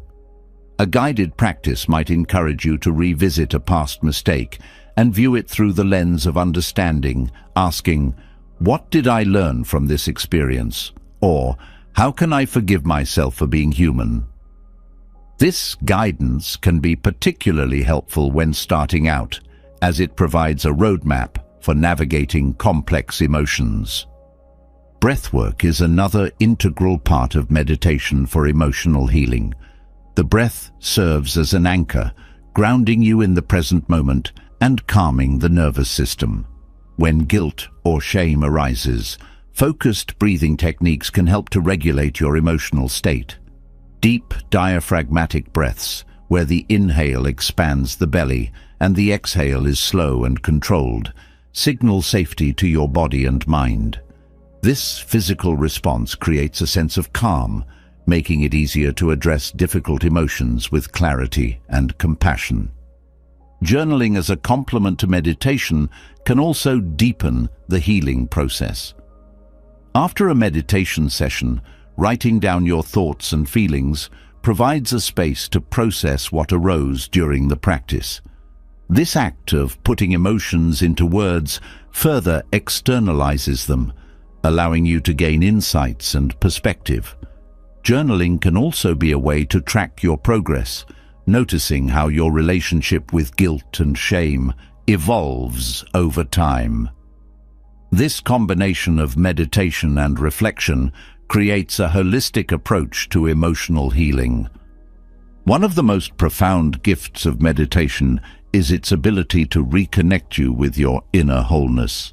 Guilt and shame often create a sense of fragmentation, as though parts of you are broken or unworthy. Meditation reminds you that beneath these emotions lies an unchanging core of goodness. This realization is not about denying the impact of mistakes, but about recognizing that your inherent worth is not diminished by them. This perspective creates a foundation of self-acceptance from which true healing can arise. Meditation also helps to cultivate patience with yourself. Healing from guilt and shame is not an instant process, and progress may feel slow at times. Meditation teaches you to sit with this discomfort, offering yourself the grace to heal at your own pace. This patience is an act of self-compassion, acknowledging that growth takes time and that each step, no matter how small, is meaningful. It is a practice of trusting the process, knowing that healing is a journey rather than a destination. As you deepen your meditation practice, you may notice that your relationship with guilt and shame begins to change. These emotions, once overwhelming, become opportunities for growth and understanding. They reveal areas where care and attention are needed, guiding you toward greater self-awareness and compassion. This transformation is not about erasing these emotions, but about integrating them into your journey in a way that empowers rather than hinders you. Meditation for emotional healing is not a one-time practice, but an ongoing commitment to your well-being. Each session builds on the last, creating a cumulative effect that strengthens your resilience and deepens your connection to yourself. It is a practice that teaches you to meet your emotions with kindness, to honor your journey without being defined by it, and to embrace the freedom that comes from releasing what no longer serves you. Through meditation, you find not only the tools to process guilt and shame, but also the courage to move forward with a lighter heart and an open mind. Forgiving yourself for past mistakes isn't a destination, it's a journey where you transform guilt into growth, regrets into lessons, and suffering into self-compassion. Through the wisdom of Buddhist teachings, we've explored how mistakes are simply part of being human, how suffering can guide us to a deeper understanding, and how practices like mindfulness, loving kindness, and non-attachment can free you from the chains of self-judgment. Remember, you are not your mistakes. You are the strength that learns from them, the compassion that rises beyond them, and the wisdom that carries you forward. This path is not about erasing the past, but embracing it as a teacher. Whether it's reframing regret with acceptance, breaking the cycle of shame, or finding peace in impermanence, every step you take toward self-forgiveness is a step toward freedom. You deserve to feel lighter. You deserve to let go. If this journey resonated with you, share your thoughts in the comments below. What was the most impactful insight for you? Or share how you've started your own process of self-forgiveness. Your words may inspire someone else. Let's build a community of healing and growth together. And if this video brought value to your life, subscribe to the channel and hit the bell icon